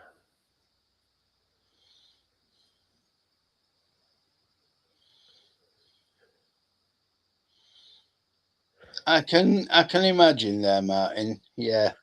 I've smelt gangrene before. You know, we had a conversation about something like this at work the other day, and the one guy had an elderly neighbor that lived in an apartment below him, and you know, one of those no one comes to see him for weeks on end type deals. This lady died and was there for like 6 days before anybody goes, "Huh? We haven't heard from her. See her leave her apartment for a week." And yeah, he's like, I was in his apartment. It's like, what smells so bad? It's like rotting corpse below you for the last week there, bud. Oh, yeah. A friend of mine used to work for a company that did. Oh, the cleanups? They did cleanups. Okay, there's a proper word for it in our country, but they basically went in after crime scenes and cleaned up. Once all the evidence is done, and it's just a cleanup, yeah. And he was telling me about some of them, and he told me about one which was an elderly person had passed away, which is sad. You know, I'm not laughing at that. But this person had passed away, and was sat in front. Typical old person. They were sat in a comfy chair in front of a fire, and it was about the only reason they realised that this person had died was after they couldn't get any more post through the letterbox, and there was like about 8 bottles of milk on the doorstep, which is disgusting that somebody has got to that point in life. Isn't that only one? That's it, BioCleaner. And when they went in, and I'm not laughing at the death of a person, I'm not, I promise you, but they went in and they basically, because of the heat, it had accelerated the decomposition, and they'd gone and soaked through the chair and soaked into the floor. Oh, wow. So you have to remove what is left of the remains. You then have to remove the chair. It all has to be bagged and properly done. And then you have to remove you have to remove any carpets. And he said the end of it, they actually had to remove and use a shovel to remove all of what was left because it had just gone through the carpet and set on the floor. Like on the concrete. So, and when they opened the door, he said the place was just full with blue bottles and flies. Oh, yeah. I mean, you can ask my mom, one of her first jobs ever as a teenager was in a funeral home. It's like, why you pick that for one of your first jobs ever? But, you know.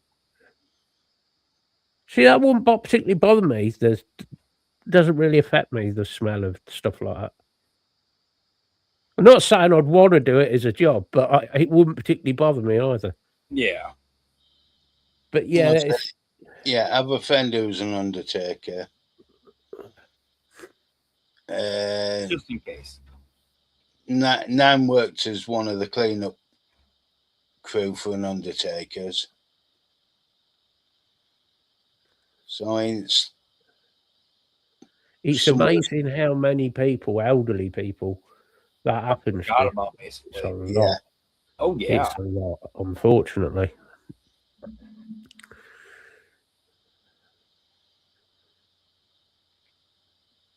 Gangrene is a weird smell as well, Martin, because it's sweet.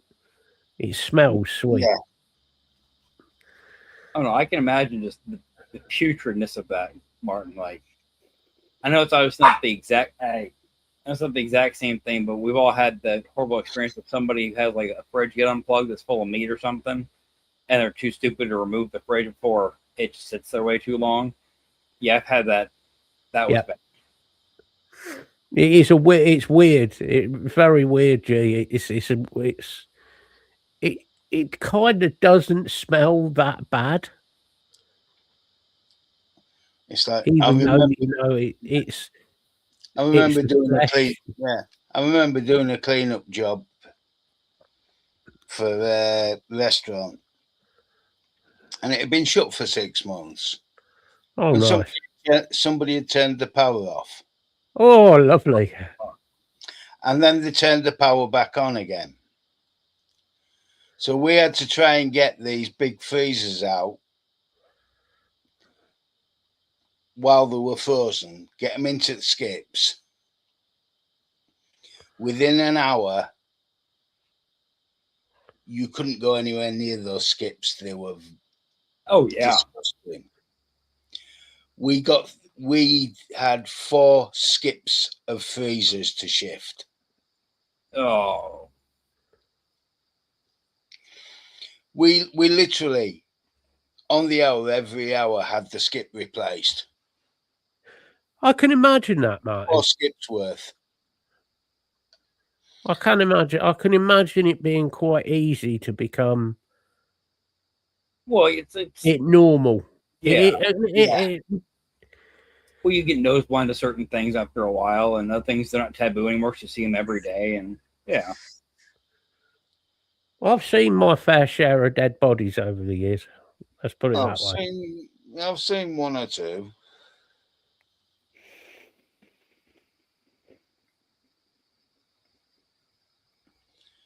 But I remember, because the state he was in, Gordon, nothing could get him to smell clean. Mm. On his last 2 days with cancer. Yeah. But he literally went from being 6'3", 5'2" in 3 weeks, as all of the calcium was eaten out of his spine. Amazing how fast those cells will do that to you. Oh. And when I went through to try and help him sort out paperwork and chase everything, because my mum was just being given the runaround and Gordon hadn't got the strength to deal with it all. Well, no. Mentally at that point, you know. The thing is, we're sat there, and a couple of his daughters had come to see him for the afternoon. Now, I was there for a couple of days. But it always makes me laugh because he laughed like a fucking drain. In the kitchen, lower shelf had all the small glasses, and the upper shelf had all the big glasses. He goes through, gets himself a glass of Coke. Little glass. About 10 minutes later, I go through, get myself a Coke. Big glass. And Gordon goes, "That's not fair. Why do you get a big glass now and you get a little one?" I just turn around and go, "Because I can still reach." His daughters looked mortified. He nearly wet the fucking chair. But his daughters looked completely mortified that I'd dare to say something like that.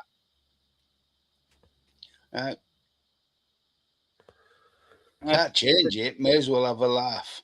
Not just I think we might get in trouble for this one. You know. Anybody with a queasy stomach, look away now. The fuck are you about to do? Steve sent one of his pictures of his foot in. In what? Oh, damn. Necrosis. Yep. And that's what happens with diabetes. Yeah.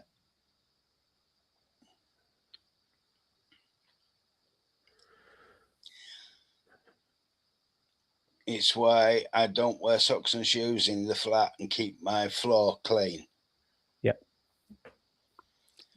One of the reasons being, as long as I can still feel the difference between my kitchen and kitchen floor and living room carpet, then I know I'm reasonably safe. And he really feels it when he stubs the door frame with his toe. Hey, that's better than a nice piece of coil wire in the toe. Oh, I've done that so many times. Oh, no. It's unbelievable. No. Coil wire, I am so vigilant with, and it goes in a little bin down there. Nowhere near anywhere I can walk. Oh, I remember back when I first started building, and it would get stuck in a piece of carpet or something. Oh, the best when you weren't the one that found it, and you get an earful because they have a nice chunk of wire sticking out of the toe. Oh, yeah. No, the fun one is when you're clipping it and it goes up Oh no! up your nail bed. Yeah, that hurts. I've done that a couple of times. Tickles a bit. Get your pliers out and pull it back out. Mhm. That's when you realise that maybe aliens aren't always a good idea. Eh.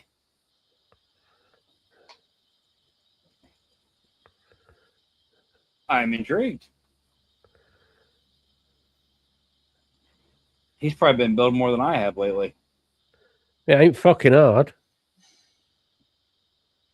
For I somebody who claims to be a coil builder, you don't do much. No, honestly, like I said, it's partially because of just stuff that's got to get done, and partially I've been in this horrible manic episode from going to work of just like go Because nonstop. he's a lazy fucking cunt. I can't physically damn move after work most days. I fucking run myself into the ground every day. I don't know why I do it, but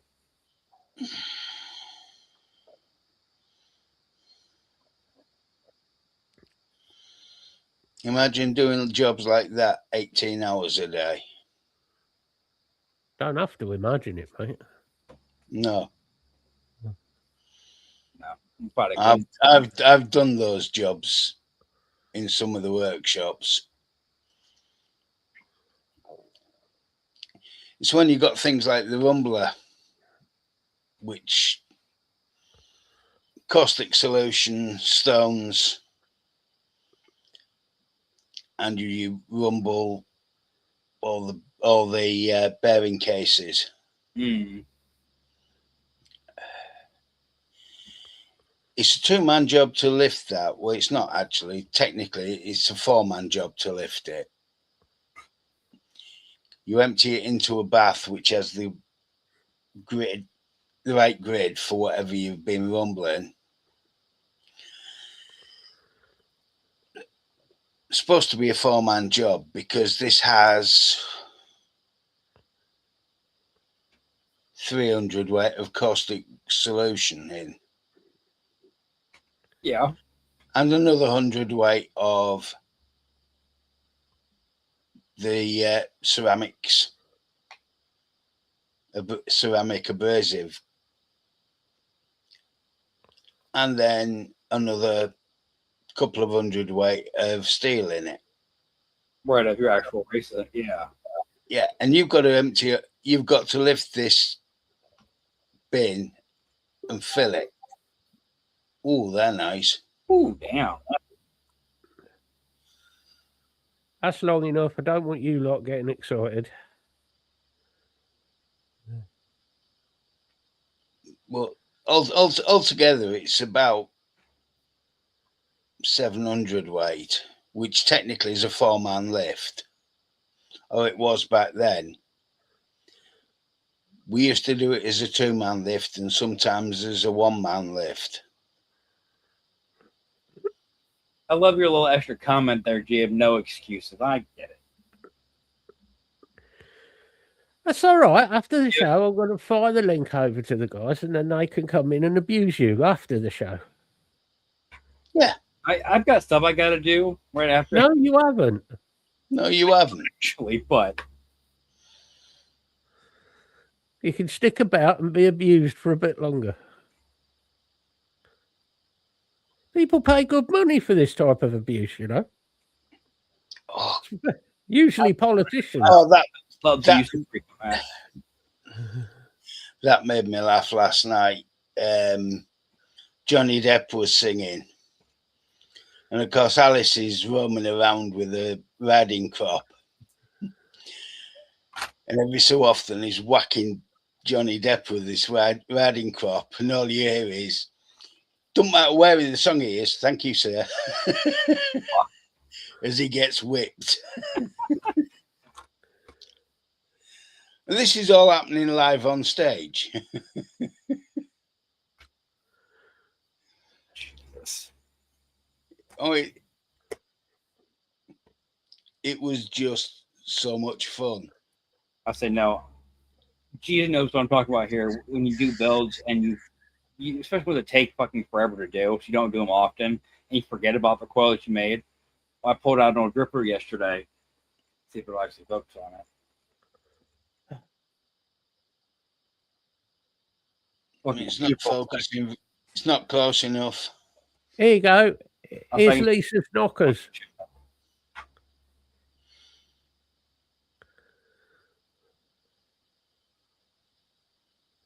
I like that. I must admit, I do like that myself. God, what else is it? Knowing Lisa, she sent something else.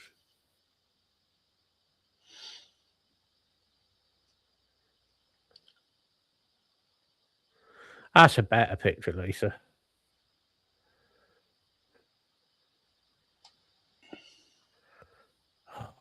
I really must turn the sensitivity of this mouse down. I keep firing it from one screen to the other. It's fucking getting annoying.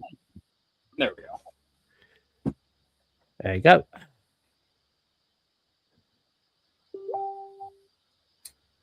Yep. Yeah, it's a RAM. We know, G. We know.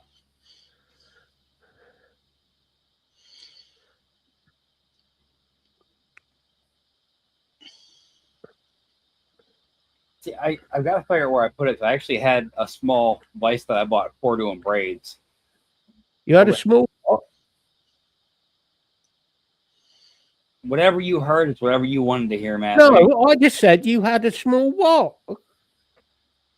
I said I have a fucking small builder's vise that I use for braids, but I haven't. All right. Never got good at braids. Is it handy for like putting small things in? Yeah, but you got to really crank it down to get a. Oh. No wonder you keep walking funny. Yeah, it explains a lot. Oh, exactly. Jesus just said it there. You don't need a vice. You need a hook. Who was it I was looking off of? If you got a big enough hard on, you could put it around that and do it. I'm trying to think of something. You're not making it an easy process here, man.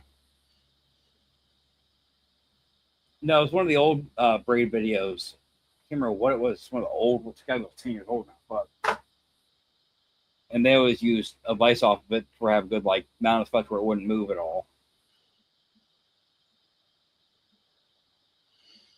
Heroes is a great song. You know what? G, I think it was a cord braid he was doing. I agree. Heroes is a great song.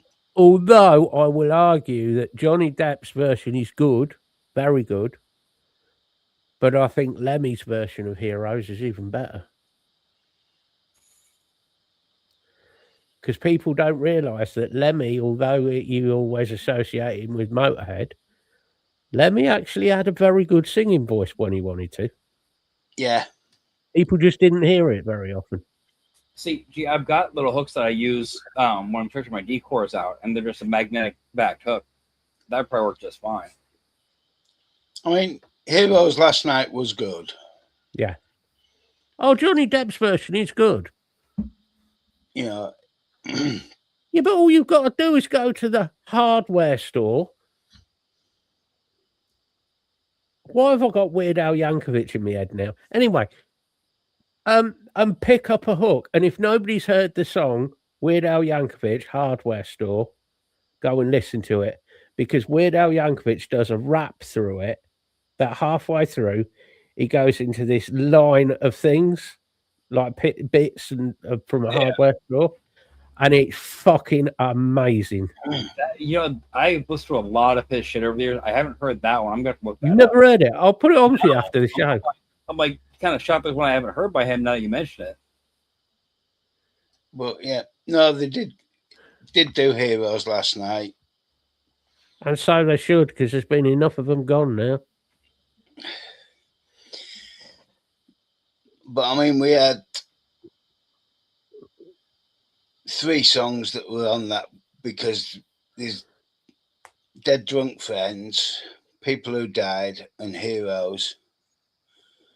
Oh, and You Can't Put Your Arms Around a Memory. Yep. You're into piercing, aren't you, Tyler? That's a very odd direction to go for the question. Why? Well, I was thinking, as it's the end of the show, I was thinking, you've got the hook, and G says you need a fixed place to put the hook. You've heard of a Prince Albert? I was going to say, yes, I could. Oh. No. So we get a big enough hook, we'll screw that. Then you could actually turn around to women and go, I have a hook attachment. Next, you say you should walk around and be like, look, I'm a hooker. You said it, mate, not me. I don't need attachments, thank you. Well, from what's been said, Tyler may. Yeah. I mean, this is nothing against anybody or Tyler, and it's only a small problem, allegedly. And on that note, I'm going to call it a day before my brain goes in even more weird and wonderful things. G's not helping.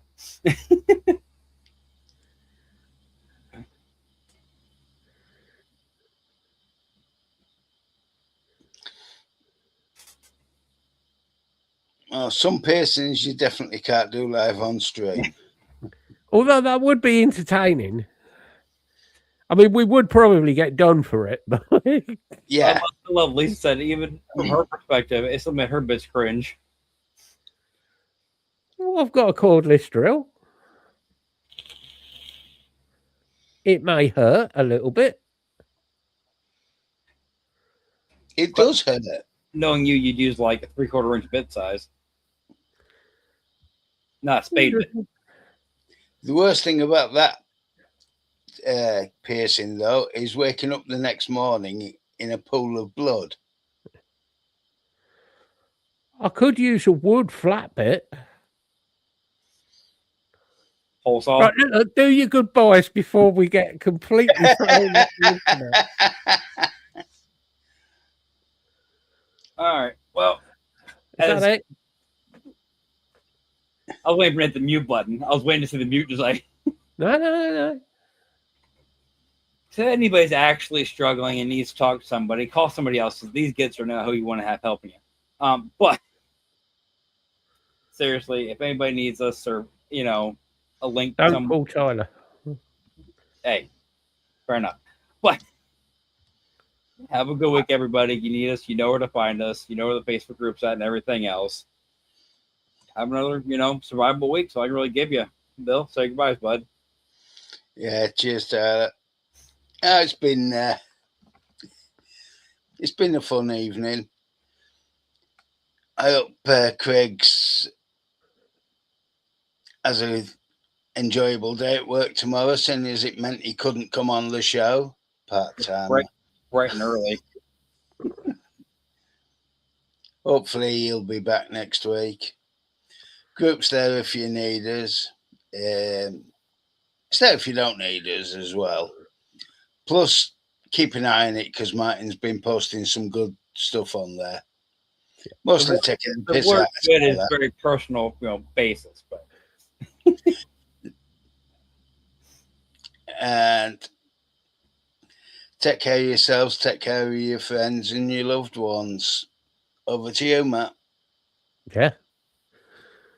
We will be back next week. Craig. Who knows? He'll probably be here. It would appear that his work schedule is interfering with the show schedule. But work has got to come for us, bless him. I just hope he gets off this 5 o'clock early start shit because it can't be doing him any good, bless him. So no. I'm sure he'll be back next week, but we shall see. Like I say, if you need us, you know where we are. Apart from that, yeah, that's all for now. The link I've shared into chat, by the way, guys, if anybody wants to jump in. Apart from that, yeah. Tyler says go fuck yourself again. No need for it. And for now, see you later. Have a good week, everybody. Bye.